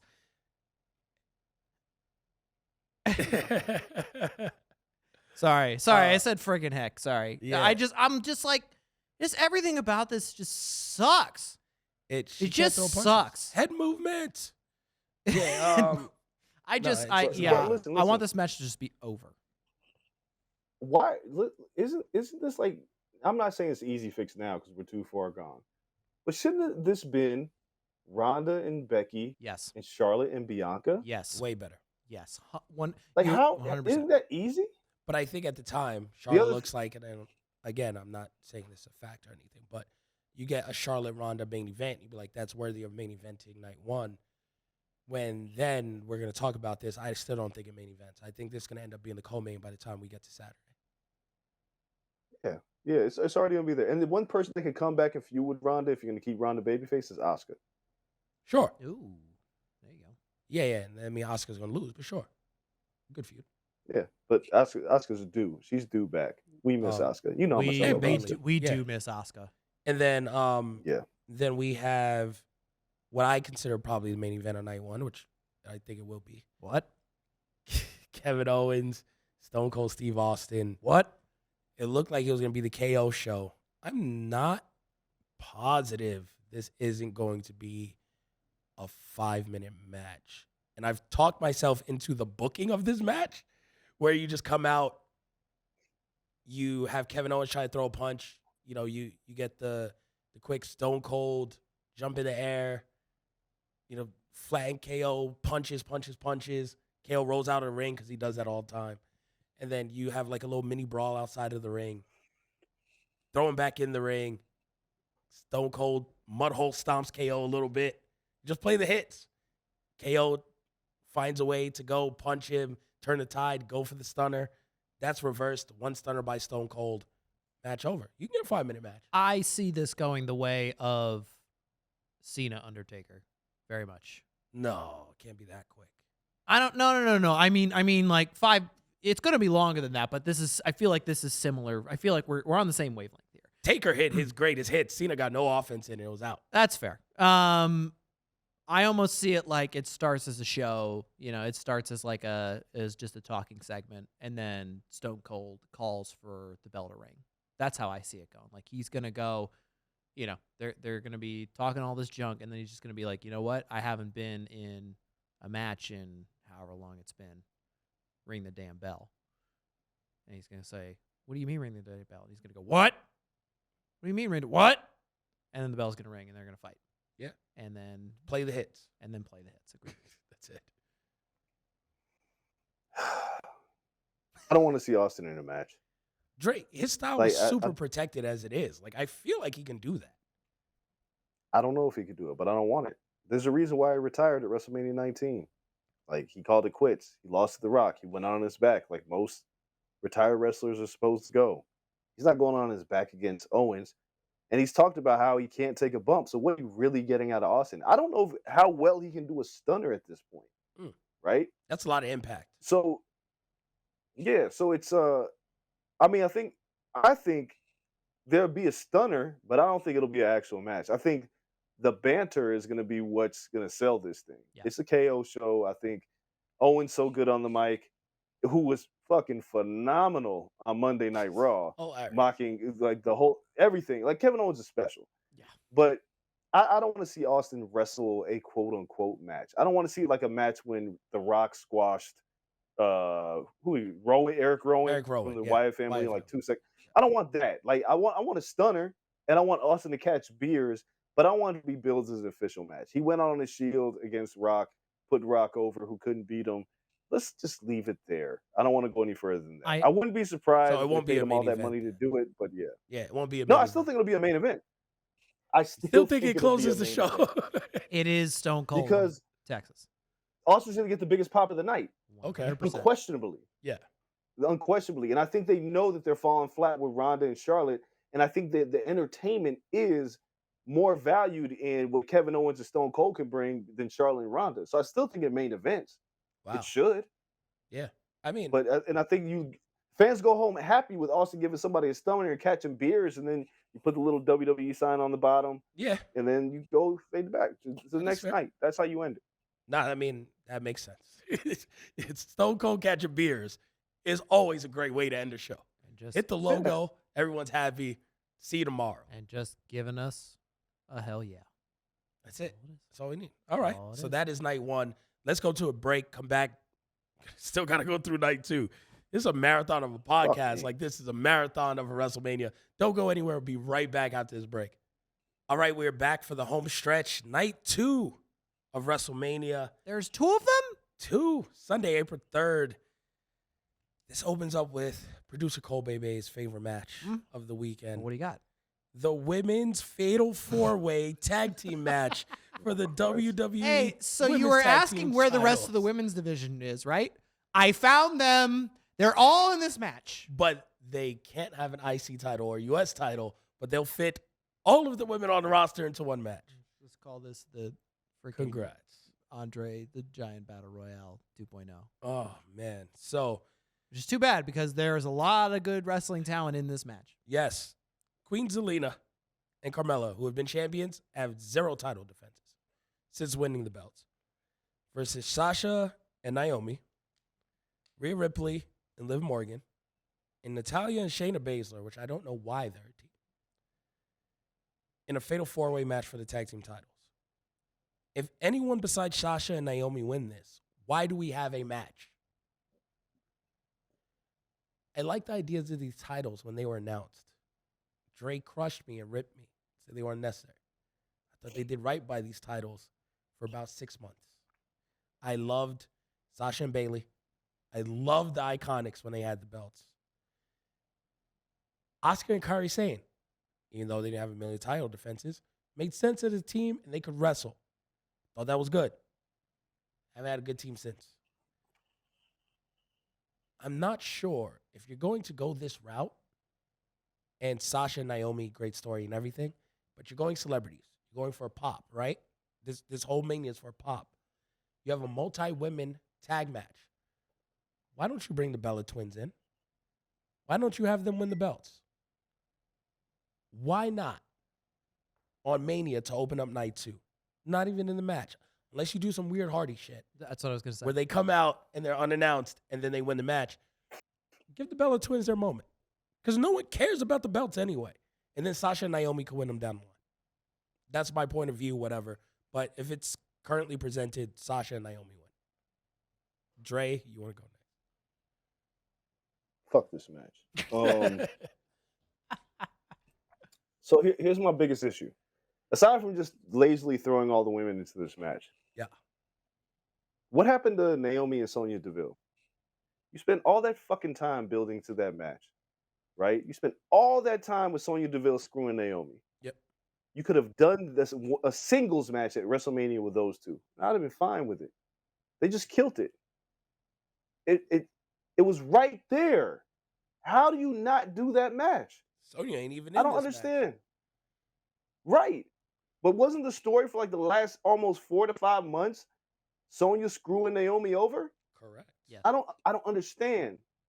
Also, if anybody's watched the WWE documentary Evil, which is great, it tells you how much they flip and flop people for no goddamn reason. Why is Sasha a babyface again? Lord knows. I don't get this. I don't get any of this. Kel, I even hate your idea of the Bellas winning. And the only reason why I hate it is because I hate this match. And like the women's tag titles were dumb to begin with, but they're even dumber now because it's late. There's not even real tag teams. They're just doing shit. I'm going to say, like, Rhea Ripley should have a singles match at WrestleMania. Like, I don't understand any of this shit. But I'm going to say, I'm going to go with Rhea and Liv to win the titles. I know it should be Sasha and Naomi, but I want them to do single shit. I want Rhea to do single shit too, but I hope everybody gets disqualified and goes home. I just want the titles to be defended. Whoever wins it, defend the belts. Yeah, I think Rhea and Liv have been kind of like at least like a nice surprise of like a team that kind of works together and the aesthetic definitely works. But again, this is just a match of let's throw everybody in here with as little consequence as possible. So it's hard picking a winner because it just doesn't matter. It just doesn't matter. I mean, Sasha Banks has not won at WrestleMania yet. He shouldn't win here. This is an easy way to get her a win. it is, but like also Sasha's so good that like why not? I'll take it how I I don't can know. get it. Have her do a Bayley match at another one. I I'll take it how I can get it. I just need I the boss guess. to pose. At least once. You need the boss to pose. Yeah. At least once. I mean, sure. I would root for them to win. Honestly, I'm just gonna be contrarian for the sake of being contrarian and just say Zelina and Carmella are gonna somehow sneak away with the title. Maybe Corey Graves does some dumb crap to distract somebody. I don't know. And they win and promote their YouTube show. And that's all I got. Which seems very cringy, by the way. I mean, it's just like it's the same. I feel like it's the same stuff they were doing on E. Just they needed somewhere. They were able to sell USA on Miz and Maurice, and they were able to sell E on Total Divas. Yeah. It seems to me maybe they weren't able to sell No. Carmella and Corey Graves to a network, and they were like, "Shit, let's put it on YouTube. Cool, you got it." Which is odd because I feel like Peacock could take anything. Cool, But take anything. whatever. Coming to Peacock. Yeah. soon. Match number 2, Johnny Knoxville versus Sami Zayn. Anything goes match. Johnny Knoxville wins. I mean, Ricochet's not built for this card. I understand it. But he should come in and help Johnny Knoxville beat Sami Zayn. Because Knoxville can't beat him on his own. I will say, Unless the entire cast of Jackass helps him. There you go. I think you nailed it right there. I think Wee Man's going to come in yes, for a spot. yes. All right, I'll take Wee Man taking a haluva kick on the second turnbuckle, not on the third. Give me a haluva kick to the second turnbuckle on Wee Man, and I'll pop. I buy But it. outside of that, I buy it. Not for anything else. I think. I mean, I will say I do really, really, really appreciate the fact that the biggest part of this build to it was Johnny Knoxville sending Sami Zayn's number out to the internet, and Sami Zayn's just always on Twitter just being like, "Stop calling me," and he's got 650 missed calls and all that stuff. I have enjoyed that part of it. Other than that, I mean, other than you're just hoping the cast of Jackass comes out and continues to promote that movie that's already out. I think it's on video already. We really didn't need this. It is. All right, go, Dre. It's on Paramount Plus. Yeah. It's already on Paramount Plus. I'm gonna watch it. Knoxville wins. The cast of Jackass comes out, does some wild, stupid shit. Yeah. What a career for Sami Zayn, right? One of the best wrestlers in the world, and he ends up in a stunt match with Johnny Knoxville at WrestleMania. Wow. But he's on the card. Jackass goes over. Yeah, he's on the Who card. cares? He's gonna be paying for mentioning AEW live on WWE television forever. And then it's Can't do that. Yeah. You can't do that. Pat McAfee versus Austin Theory. Boy. Austin Theory the has hits to keep win, coming, huh? right? Austin Theory. I mean, he's with Vince. No. Pat can't go. Not every celebrity can go over. Pat McAfee took the L in NXT. Give me Austin Theory winning, taking a selfie with Pat. Well, the problem is if Pat will put someone over. But if Pat loses, Pat's got to come back. Pat's got to do another match, right? Because is Pat the baby face here? Yes. So he can't then their feud doesn't end. You're saying their feud continues past WrestleMania? No, then Pat goes back to commentary. Oh no, I think He just eats his L, goes home. Oh man, He takes the selfie. that's awkward because he's just gonna be there the whole time and just being like, Austin Theory beat me. Rah! Austin Theory is the future. He cannot lose his first WWE match at WrestleMania. No, there's no I mean, being what paired with Vince at 23 years old. Yeah, You are the future of this company. You got to win your WrestleMania match. You got to. He's Vince's pet project. He is the future of this company. He's the future. I mean, champion. Vince gave Pat this match on Pat's show. He's Randy Orton. He's going to win. He's going to win. Dre, what do you think? No, I think Pat McAfee's going over. I think it just leads to Vince and Austin having their issues. Because it's not like Vince has been on TV every week with Austin Theory. He's been on a few times. I think Vince sees something in Austin. It's been 3 months of them together. Yeah, but I don't think Austin's going to win this match. And I don't even... And I think Vince will be done with Austin Theory like he was done with Otis. This will be a few months and he'll move on. No, this guy is So- Otis. A side note question. I mean... Otis always, when you look at him, be like, yo, this can go sideshow real quick. Austin Theory isn't that. Yeah. You look at Austin Theory, like He shouldn't be. he looks like a pro wrestler. He does, Like this, yeah. this isn't Otis. Oh no, This he isn't does. like He a is a gimmick prodigy. guy. Yeah, this is like a guy who you look at him and you be like, yo, yeah, this guy can be again Randy Orton, and I think it's seen that way. Seth Rollins was very similar to where it was like, okay, they have an affinity for Seth Rollins. He did stupid stuff. He did comedy stuff. He did, the J&J security and all. Like, they made him do stupid things, but he was Seth freaking Rollins. Like, and you look at Austin Theory, be like, yeah, I think they look at him in the same mold. A side question: Do you think Vince McMahon shows up during the Stone Cold thing? He should. He really I don't should. think he does. It'd only be fair. He should. He's too sorry, old. sorry to sidetrack there. Go ahead. I feel like he Andreas. could take a bump. So here's my thing on Austin Theory. Do I think he's the future of the business? If Hunter was running this company, sure. I think Austin Theory with the cell phone gimmick, it's too gimmick. Like, yeah, you said Rollins did dumb shit, but Rollins was part of it, so you took him seriously first, and then he turned on the Shield, and then like that is how you made Rollins the future of the company. Theory came in as a goof, and he continues to be a goof. And until they give him a more serious side, like even with Randy Orton, Randy came in as like a babyface, got hurt, and found a way to be annoying as shit as he turned heel. Yeah. That's This is what Theory annoying would as have to shit. do. No, but it's different. Like Randy Orton came, nobody liked him as a babyface, and then he progressively turned heel because he hurt his shoulder, Yeah.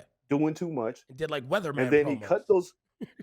Yeah, he kept coming back and doing promos, but it wasn't until he got with Evolution, Yeah. which was Triple H, is that when Randy Orton became Randy Orton. Again, you I got to don't- find the next step for Austin Theory. You have to find his evolution. Do you? Yeah.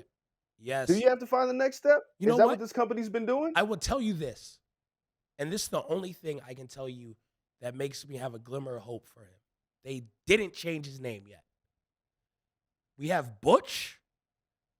We have whatever they call Walter, Gunther. We have everyone else being erased and act like they're nothing. They've changed. They've dropped last names. They've riddled. They've done a million things. They've left Austin Theory alone. That's my For now. best. Oh, cool. When they change something about him, when he's just Theory, then we can revisit When this. he's just AT. Right now, I think that's a good sign. You're with the boss, and they haven't changed you at all when they've changed everyone else. You got a chance. Now, it could change tomorrow, but you got a chance. And I think he got to win because he has a chance. I still think Pat McAfee is winning this match. That's fair. Yeah, I'm putting over Pat, but it is what it is. Next match, Anyway. RK Bro versus Street Profits versus Alpha Academy. Randy's so happy. I like this match. I think it's going to be a fun match. Randy's so happy. Don't you think he should be evil again? I feel like this is where the change has to come. I said this about the Mysterio match. Riddle and Randy have to break up. I think Alpha Academy is so good. Shush! Let them get the titles. Oh, man. thank you. Gable's incredible. He's so good in this character. Every character. Shush. Gable, Otis. You know what? I like Gable and Otis together. They could have left him with the beard. It's kind of working. It's kind of it's working. really working. Really, it's working Yeah. because of Gable. Yeah, it's working Really a working lot. because of Gable. Let them go over, give them the belts, and finally break up Oh, Randy and Riddle. man. Give him the belts and just give Gable the mic. Yes, and give Randy and Riddle a program throughout the summer. Yeah. That maybe culminates in like Money in the Bank. Have them both in the Money in the SummerSlam. Bank match. Like, give them, have them be 2 of the 6 participants in Money in the Bank. And you take that feud into there. I think, honestly, I've been saying this, it was my predictions earlier. I think Riddle should win Money in the Bank this year. So, like, have them build into that and Randy put him over. Like, have Riddle finally do something stupid that triggers Randy, and Randy just, like, you lost us the belts, RKO after the match. Like, and we're going at it, and you have heel Randy. I think this is a perfect time, and Alpha Academy deserved these belts because that gimmick's gold. I love it. Give me Alpha Academy. I don't know. I like this match too. I keep saying that they got to break Randy and Riddle up, but it's just worked. It's the one time that Randy Orton's been a babyface that it's like truly worked. When Randy turns heel, he's still a on dick Riddle, babyface, by the way. He is, but he tells Riddle he's like too goofy. Like he's an asshole babyface, which is why it works. Yeah, a lot of it works. Anybody can win this match. Any team Yep. can win this. Street Profits can win this match. This is a completely up in the air match. It's refreshing, isn't it? Say RK Bro. Yeah, I'm gonna say RK Bro retains. Okay. Because I don't think they're gonna break them up yet. All right. I think it's coming. I think because everybody knows it's coming, and I think that's the reason why they keep pushing it back. And I think they keep pushing it back because Randy really likes this. I think Randy's truly enjoying this. He looks like he's having a great time. Yeah, as he should be. Yeah. This Like isn't this- Otis, which also might get added to this card, by the way. It might get added tonight too. Yes. We might just count it on night two. Or almost. But yeah, I'm gonna say RK Bro. Fuck. I'm gonna say RK Bro retains. All right. I am also hoping for Alpha Academy to win and Randy to go heel. That would be wonderful. Cherry on top. Let's add this because I think we both end up with 7 matches on each night. So this one would be Omos versus fuck, why am I blanking on his name? He was Bobby just champion. Lashley. Bobby Lashley. Thank you. Omos versus Bobby Lashley. We're gonna treat that like it's locked in. Omos is gonna beat Bobby Lashley, and it'll be his WrestleMania moment, and he might not be on the roster this time next year, because I don't see Omos having any long-lasting future in the WWE. He's a gimmick. He could be the Big Show. Maybe he'll still be on the roster. I mean, no one has yet to really beat Omos. I think he runs over Bobby Lashley.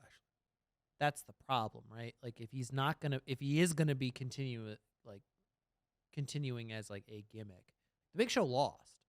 Like, the Big Show would lose matches. Oh, he's like once he starts losing, he's not going to stop. Right. Losing. It's like, and I'm not saying he's Goldberg, but it's the Goldberg effect, right? Yeah. It's like once he loses and the luster's gone, it's a wrap. What do you have in Omos?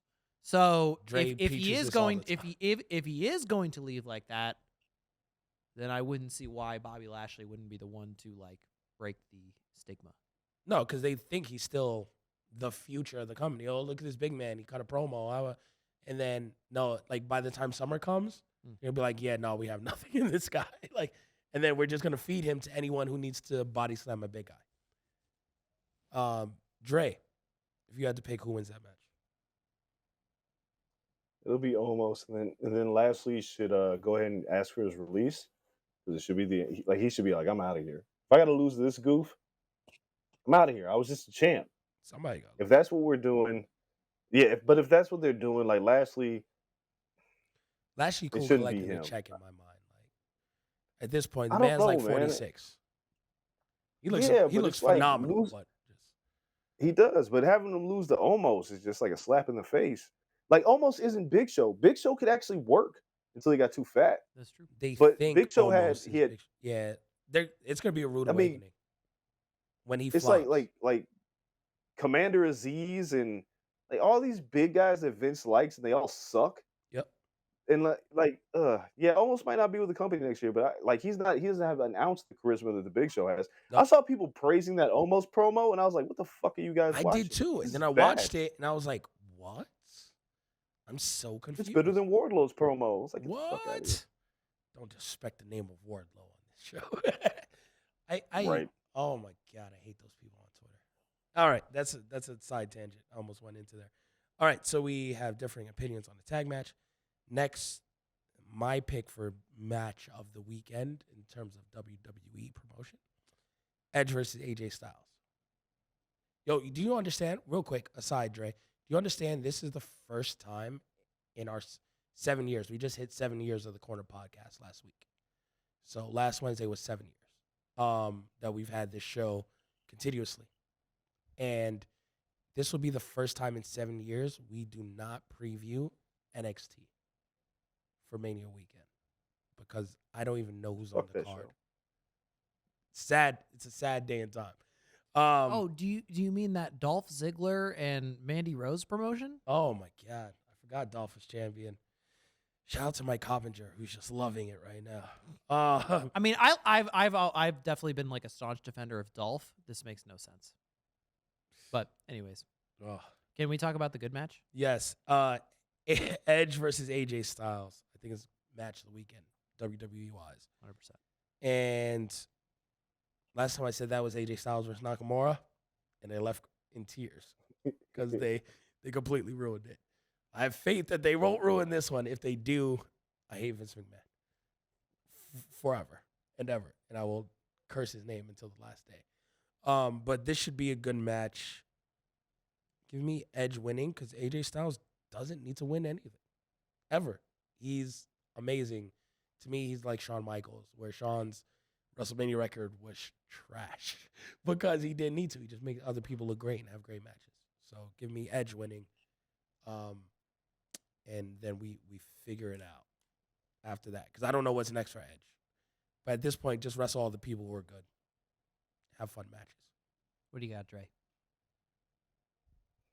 I think this match is great. I think the problem with this match, they should have started building it at the Royal Rumble. The Edge heel turn should have started there. And we could have had some kind of story here. Because then you had the AJ face turn. And people were like, what? Why did this happen? Yeah. But the match itself will be really good. I don't know what it means at the end of the day for whoever wins. I'm picking Edge to win, though. AJ, you're right. He doesn't need it. It's a match that probably Edge asked for. And AJ was like, well, I ain't doing shit, so let's do this. And Better than being with Homos. hopefully they tear the house down. Yeah, no shit. So, yeah, I'm picking Edge, and then Edge will continue his heel run. And I wasn't going to say, maybe he'll get a title shot. But they're who both fucking heels. knows? We haven't got to the Mania yet. Ugh. But, like, Yeah, they're both anyway. heels with championship. Or I guess not. I don't know. Edge. I love Edge so much. I love the promos. I love This guy's just still like, he's just still doing his thing, man. It's incredible. Like, no matter what this guy does, as soon as you put a microphone in his hand, it's gold. Yeah. And this was the right match. And I think absolutely agree that, like, this was handpicked. Like, this was Edge going, like, I want to work AJ Styles. Yep. And I'm really glad that he's also brought into this build-up, I don't want that almost bullshit. Yeah. I'm so happy he's brought that up. It's just be like, no, I want AJ Styles. Yep. And, you know, like, I was lucky enough to go to when the SummerSlams were in Brooklyn. They did, I think, 3 of them. I got to go to 2 of them. And the 2 best matches there, where it's like, whether anyone wanted to admit them or not, were the John Cena matches. AJ and John. John and AJ was unreal. AJ, Those are 5-star matches. AJ can care what get anyone in the ring with anybody, and it's gold. And you're putting him in a match with Edge, who's still got it, despite taking that long layoff, having the neck injury. Edge is coming off the Seth Rollins stuff, and that was tremendous. Yep. And he's just, I don't know what, he's just timeless. Maybe him going to do Vikings for a while, like, just like kept the fuel going and just kept Edge informed. Just like Punk, when he comes back, it's just like, oh, okay. These Still two got it. being on a card together always made sense. Yes, I agree with Dre. Like, this needed to be started sooner. Maybe you could have had some kind of Rumble angle of AJ being in the Rumble and Edge knocking him out, or AJ knocking Edge out, one or the other, and building it there. But I think we should just be all grateful that these two are still in prime condition, one miraculously, and one who just has the longevity of AJ Styles. He can still do this at his age and for how long he's been doing it. I think we should also just be very thankful that these two are going to get in a ring and have a WrestleMania match. I may be bugging, but like, not this year, but last year's Royal Rumble. I think Edge eliminated AJ Styles. Maybe. Because it looked like AJ got hurt. Like, in the Edge came in and did a spear on AJ Styles, and AJ landed weird. And it was like, oh shit, I think AJ's hurt. And then Edge eliminates him. And then I thought that was gonna be a match last year. Talked about it on the show. And then they went different directions. So they did that last year at the Royal Rumble though. They had a stare down. AJ and Edge. So I feel like this is a long time coming. It'd be great if commentary like reminisced about that. Yeah. Brought it up. Dre, shout out to your tweet about Excalibur. If Excalibur was on commentary, he would have referenced that. He's the best. He is the best. Yeah, like the best. he would have referenced that because I remember that clear as day. Edge, when he made the big pop and he came in, AJ Styles was the guy he had to face off with. He did 3 spears. It was the last spear to AJ Styles. AJ landed wrong on like his collarbone. We thought AJ was injured. And Edge eliminates him. Excalibur would have called back to that. Alas, but instead you no got one does. Vince probably didn't watch the Royal Rumble, so he doesn't remember it. Alas, he probably fell asleep. Yeah, no one on commentary does. But that's a little droplet that could have took this feud further. And that was the standards aren't high to steal the show, based on these cards. Yeah, are a little underwhelming, but a little for the intents and purposes of being the steal the show kind of match. This is it. This is it. And I think AJ Styles wins. Nice. This is the one pro wrestling match. So I'm very excited for this match. I just want to see these two work. Main event. Yep.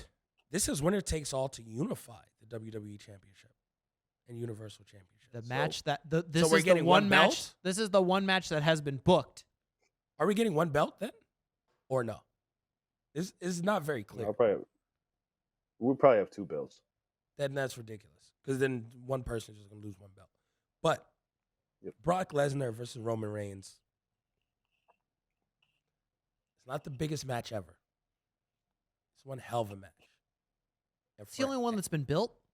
For everything that we said, it's been built well. Mm-hmm. It's been built correctly. Babyface Brock is amazing. Amazing. Roman Reigns, all credit to Roman Reigns.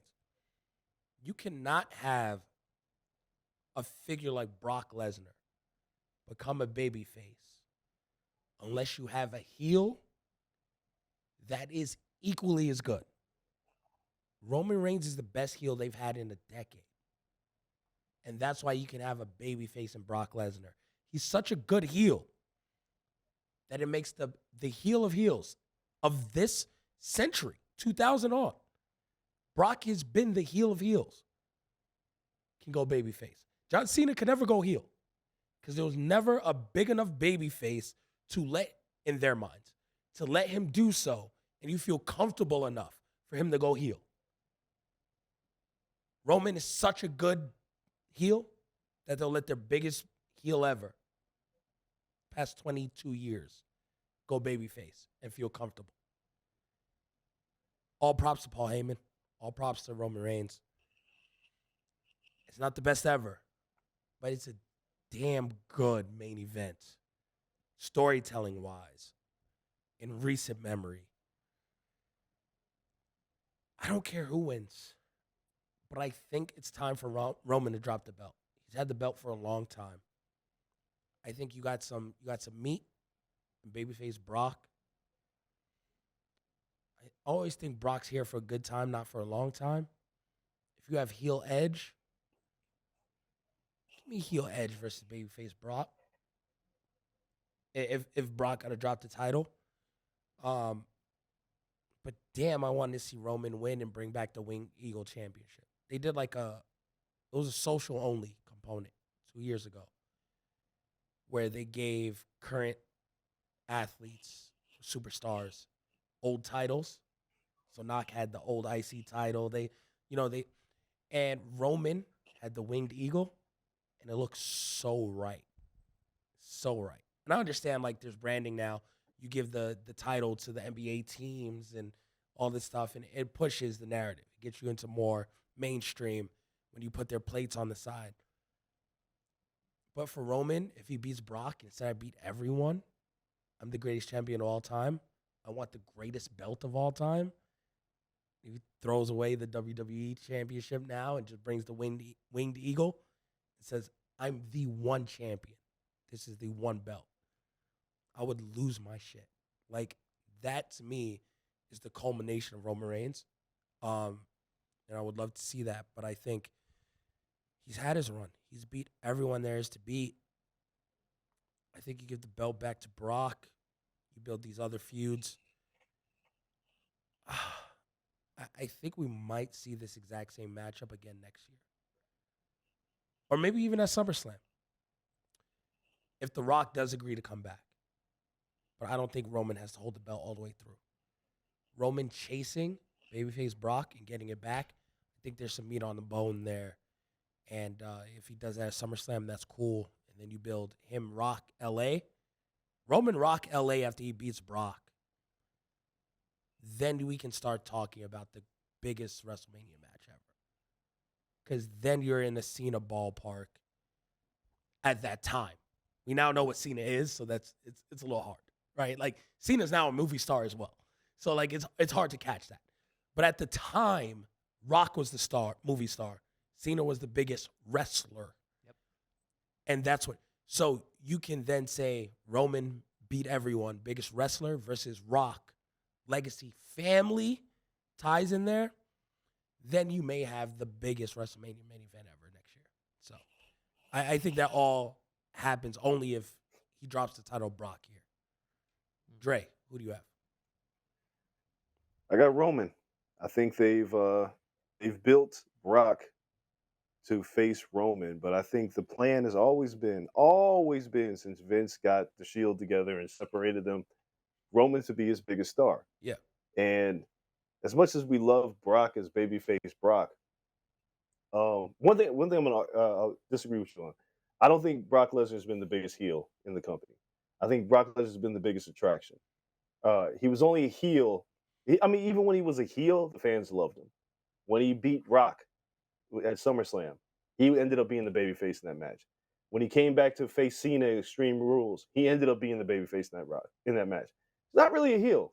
He's just a guy who beats your ass, and we just go wherever he goes. Yeah. Heyman would make him a heel, but when he works, we just like what he does. But I think Brock's going to lose here to further solidify Roman Reigns' championship run. I don't think they want to disrupt this. I think they want to make a run that's so ironclad that nobody can beat it. I mean, he's not going to beat Bruno Sammartino was champion for like 2,800 days. He's never beating that. No, that's untouchable. But in the modern era, I think they want to create so much distance between Roman and everybody else because Vince has it set in his mind, and he always has, that Roman is the guy. And Roman could very well be the guy. He just presented them all wrong. So I think Roman's going over on Brock. He's going to be going to win both titles. And maybe he never loses either of them for another year. Maybe he sits on them for a while. Maybe. Yo, that's like 800 days. Like, that's a long time. Yes, it is. Or maybe he just throws one away like he did when he saw Brock's belt last time. He just kind of tossed it to the side. Maybe he doesn't even hold on to it. I just don't see Brock winning this match because I don't know. If Roman isn't champion, I don't know what he is. Not that he's not a good heel or anything else, but he's been champion since the day he came back. Yeah, he's been champion. Beat Bray Wyatt beat up Bray Wyatt and then got the belt. Yeah. So I can't see him losing now because I don't know if it ain't Roman versus Brock. I don't know if it's Edge versus Brock. I don't know. They've built up Brock in such a way that nobody can beat him except for Roman Reigns. Yes. So I'm going to pick Roman to go over and hold both these belts. Oh my God, that's a long time. It's a long Boy, time. I am so split on what is going to happen in this match. And again, we talked about the card, and this being the biggest match, the match to end all match. No. But is it the most important of the night? Is it the biggest thing that's been built up? Yes. This is a really weird spot. And even just kind of thinking about it while you were talking about it, Andreas, is that it's always felt like, whoever is the biggest star that WWE has to provide in one way, shape, or form, they can be a babyface, right? Yeah. John Cena, obviously, The Rock, Stone and that's Cold. not to say and Stone Cold, and that's not to say the Stone Cold and Rock didn't have. I think John Cena was just always babyface. Yeah. But The Rock and Stone Cold, they were over as good guys. Roman has never, ever, as much as Vince tried so hard to have Roman be over as a good guy. No one ever bought that, right? No. But Roman heel run is the best thing that WWE has going. And it's really, really good. Roman heel is really good. And it took a while for him. I mean, everyone was like, just have Roman be a bad guy. Have Roman be a bad guy. Everyone's booing him already. Roman is sleeping. All the different things that came into Roman Reigns and his character.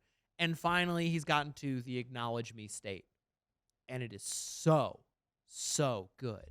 Thing I worry about is if Brock wins, it breaks that whole thing. And if you want Roman to be your number one star and the guy that Triple H went on Stephen A. Smith this week, and yes, it was Triple H's retirement, but the other thing that he mentioned was that Roman Reigns can be the biggest star, not just in WWE, but after WWE. Yeah. Like he is there. He is carrying the mantle.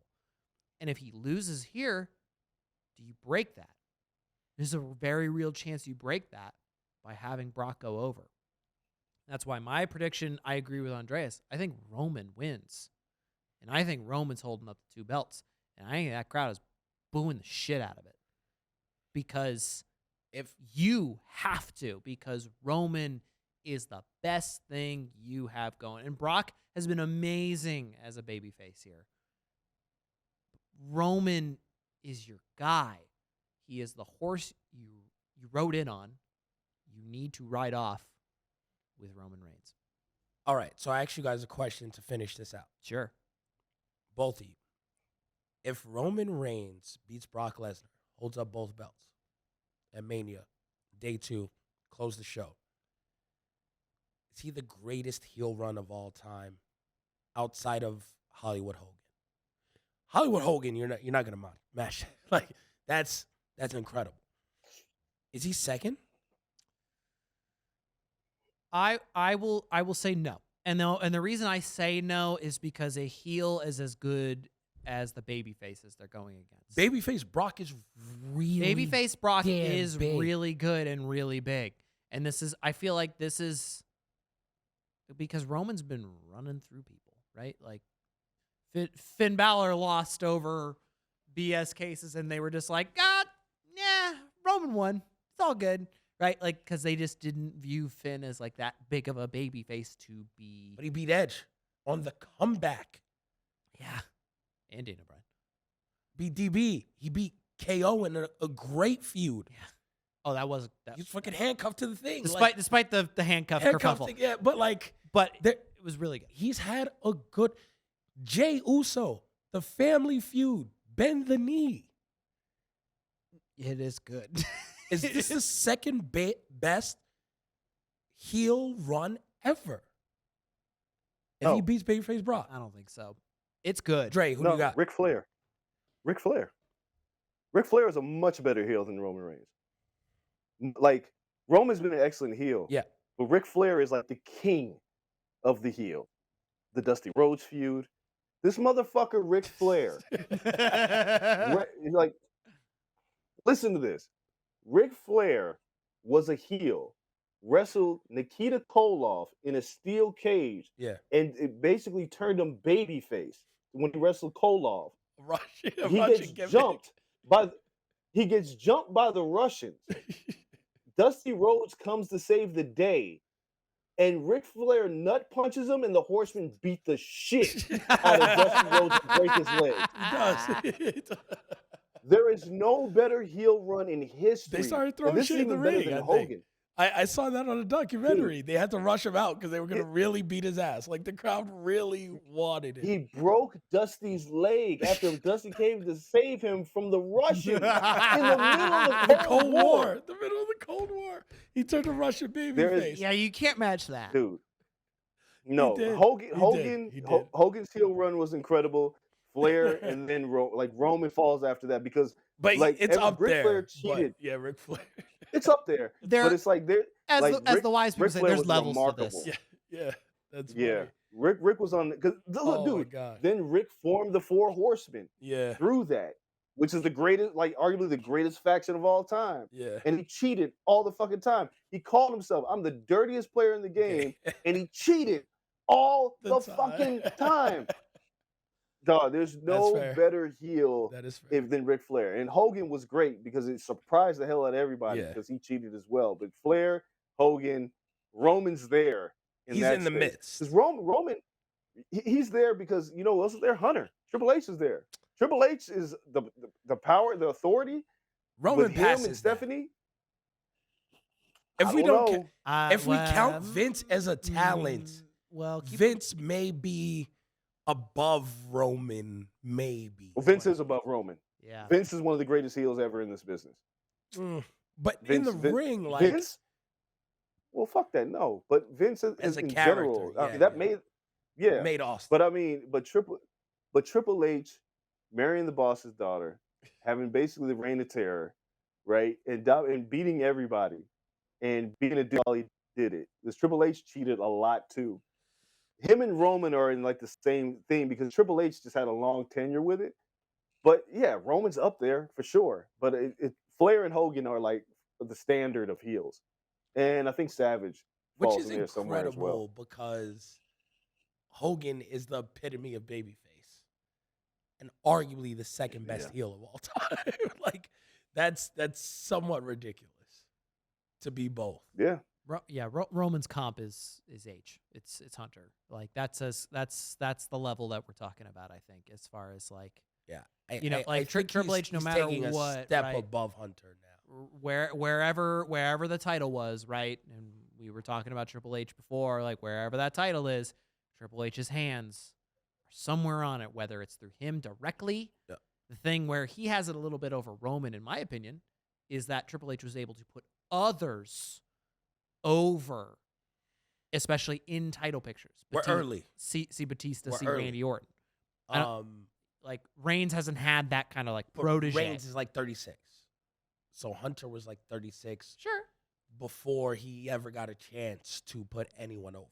That's fair. So like But Hunter was like 40 when he started putting people over. But like, at the same time, one has done it, one hasn't. sure. Right? sure, So sure. like Reigns hasn't necessarily had that person in his faction. No. What if it's I like mean- an Austin Theory? I don't know. I'm just pulling things that I'm Yeah, I mean, we'll see what Braun Breaker becomes, right? Like Braun we'll Steiner. see. Yes, fucking Rex Steiner. Thank you. Which should have. I believe he has a discontinued being his name. 140% chance of beating Dolph Ziggler. Here's somebody else. Roman's not a better heel yet because he hasn't had the same run than Randy Orton. Yeah, he is. Already a better heel than Randy Orton.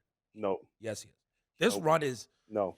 If he beats Brock and goes another 365, he's better than Randy Orton, hands down.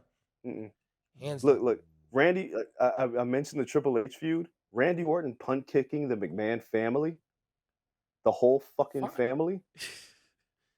Like the Legend Killer. Come on, dog. Legend Killer's the dope. Legend Killer. Legend Killer was a great run. Like the Legend Killer was incredible. And Head Randy of the did table this. though, like I understand we're living in this, look. but acknowledge know. me, head of the table. Oh, it's great.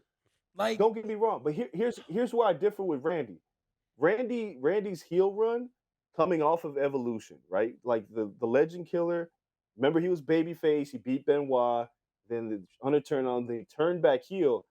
But the sinisterness of Randy Orton's heel runs were always reliant on Randy Orton. The reason why the Roman Reigns thing really works, on top of Roman being great, is Paul Heyman has helped a ton to make this work. Randy's done that shit by himself. Randy's a guy who falls into character. Like the thing that Roman's a very cool heel. Yeah. Randy's a sinister heel. That's fair. Like Roman hasn't given me that, like, and not to say it's bad, because I think Roman's a great heel, but I think Randy Orton punt kicking, like DDT and Stephanie, and then like kissing her in front of Triple H. The motherfucker's nuts. I don't get that from Roman yet. It's not there yet. It takes any good heel run. It takes two to tango.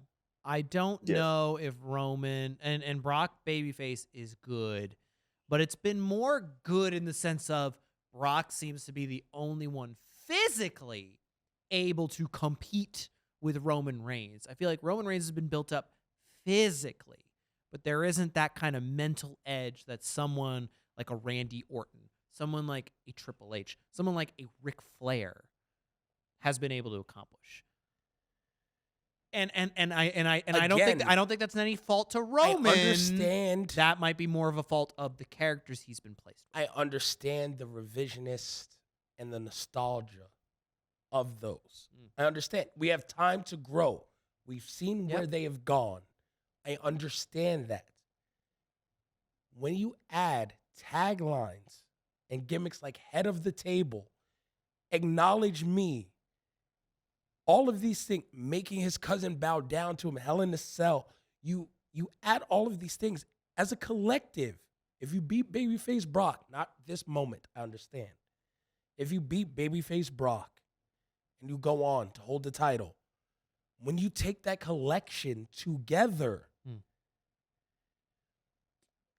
it's as big. Because in the moment, we don't have the McMahons as they were. So him punting the McMahons, I get it. The McMahons were the McMahons still. They were the authority then. But what you can do in today's climate and what you have today, I don't think you can do any better than what he's done. There's only so much you can control. That doesn't make sense. Yeah, like he created catchphrases today for his reign. It's impeccable what he's been able to do as a heel. No, it's great, but impeccable. But again, look, dude, Randy Orton RKO'd Mae Young. He did RKO. Like he RKO'd Mae Young. All right. So all that said, cool. Roman Reigns legacy. We'll see after this weekend. If he beats Brock Lesnar, then we have a talking point, because we do Mount Rushmores all the time. Maybe he's not one. He's definitely not one. And Dre sold me on Ric Flair. He's probably not better than Hollywood Hulk Hogan. But now we got spots 3 and 4. Now we're getting a toss-up. This run is really great, and we'll see how he finishes this out after this weekend. Last question to both of you guys, and I'll answer myself before we get out of here. We'll make it quick. If you had to project what your final grade is going to be for WrestleMania, now, before seeing it, what do you think your final grade would be? I'm going to be the optimist of the group, even though I think this has the ability to be the worst WrestleMania of all time. But I'm going to say a C+, because my expectation is so low. I think my final grade will end up being a C+. We'll see what we get next week. Coale, you go first. We'll save Dre for last because he's horrible.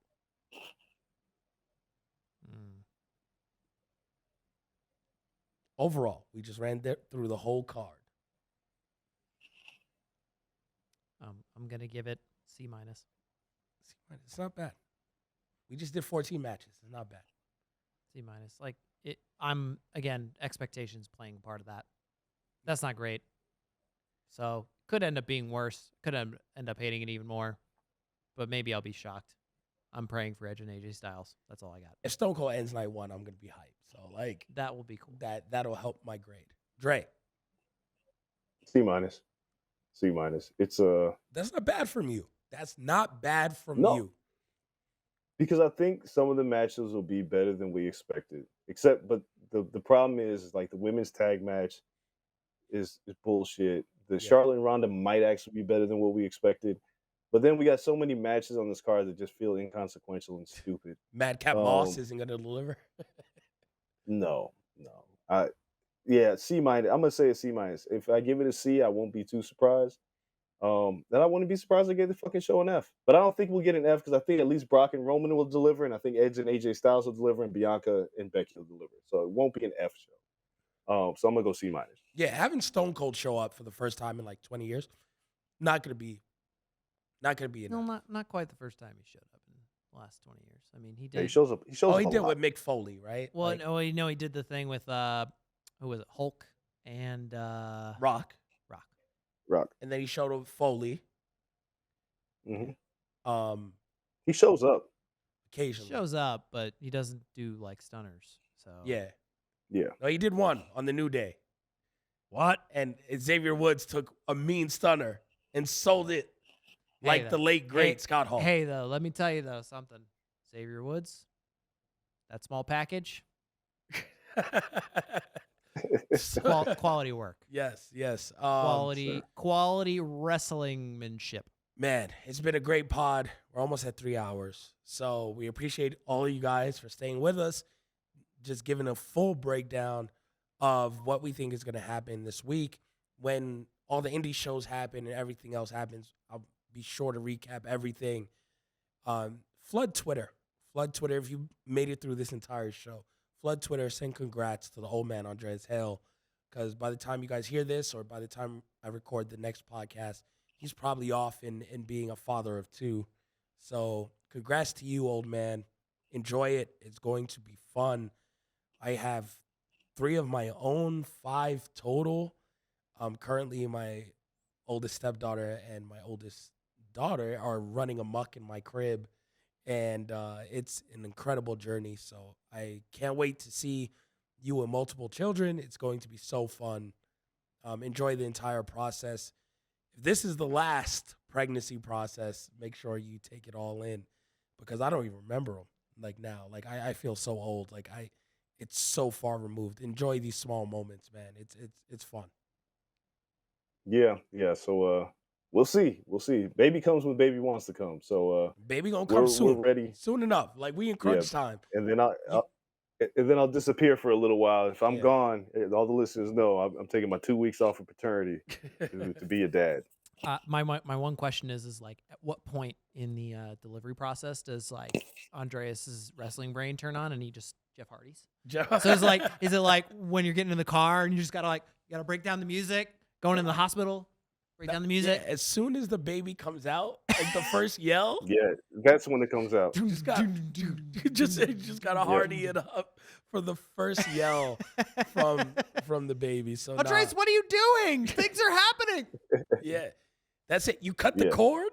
As soon as you cut the cord, don't even give the scissors back. Hey. Just hardy it with one hand and the scissors in the other hand. You just Hardy got a Hardy. That's it.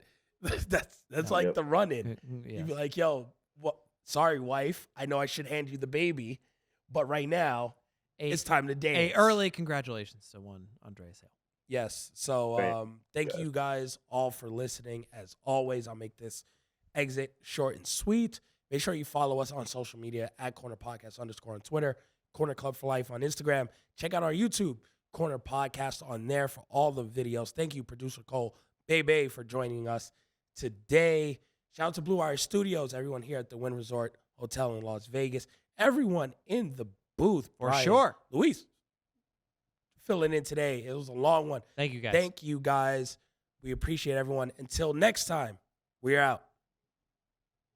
Peace. On the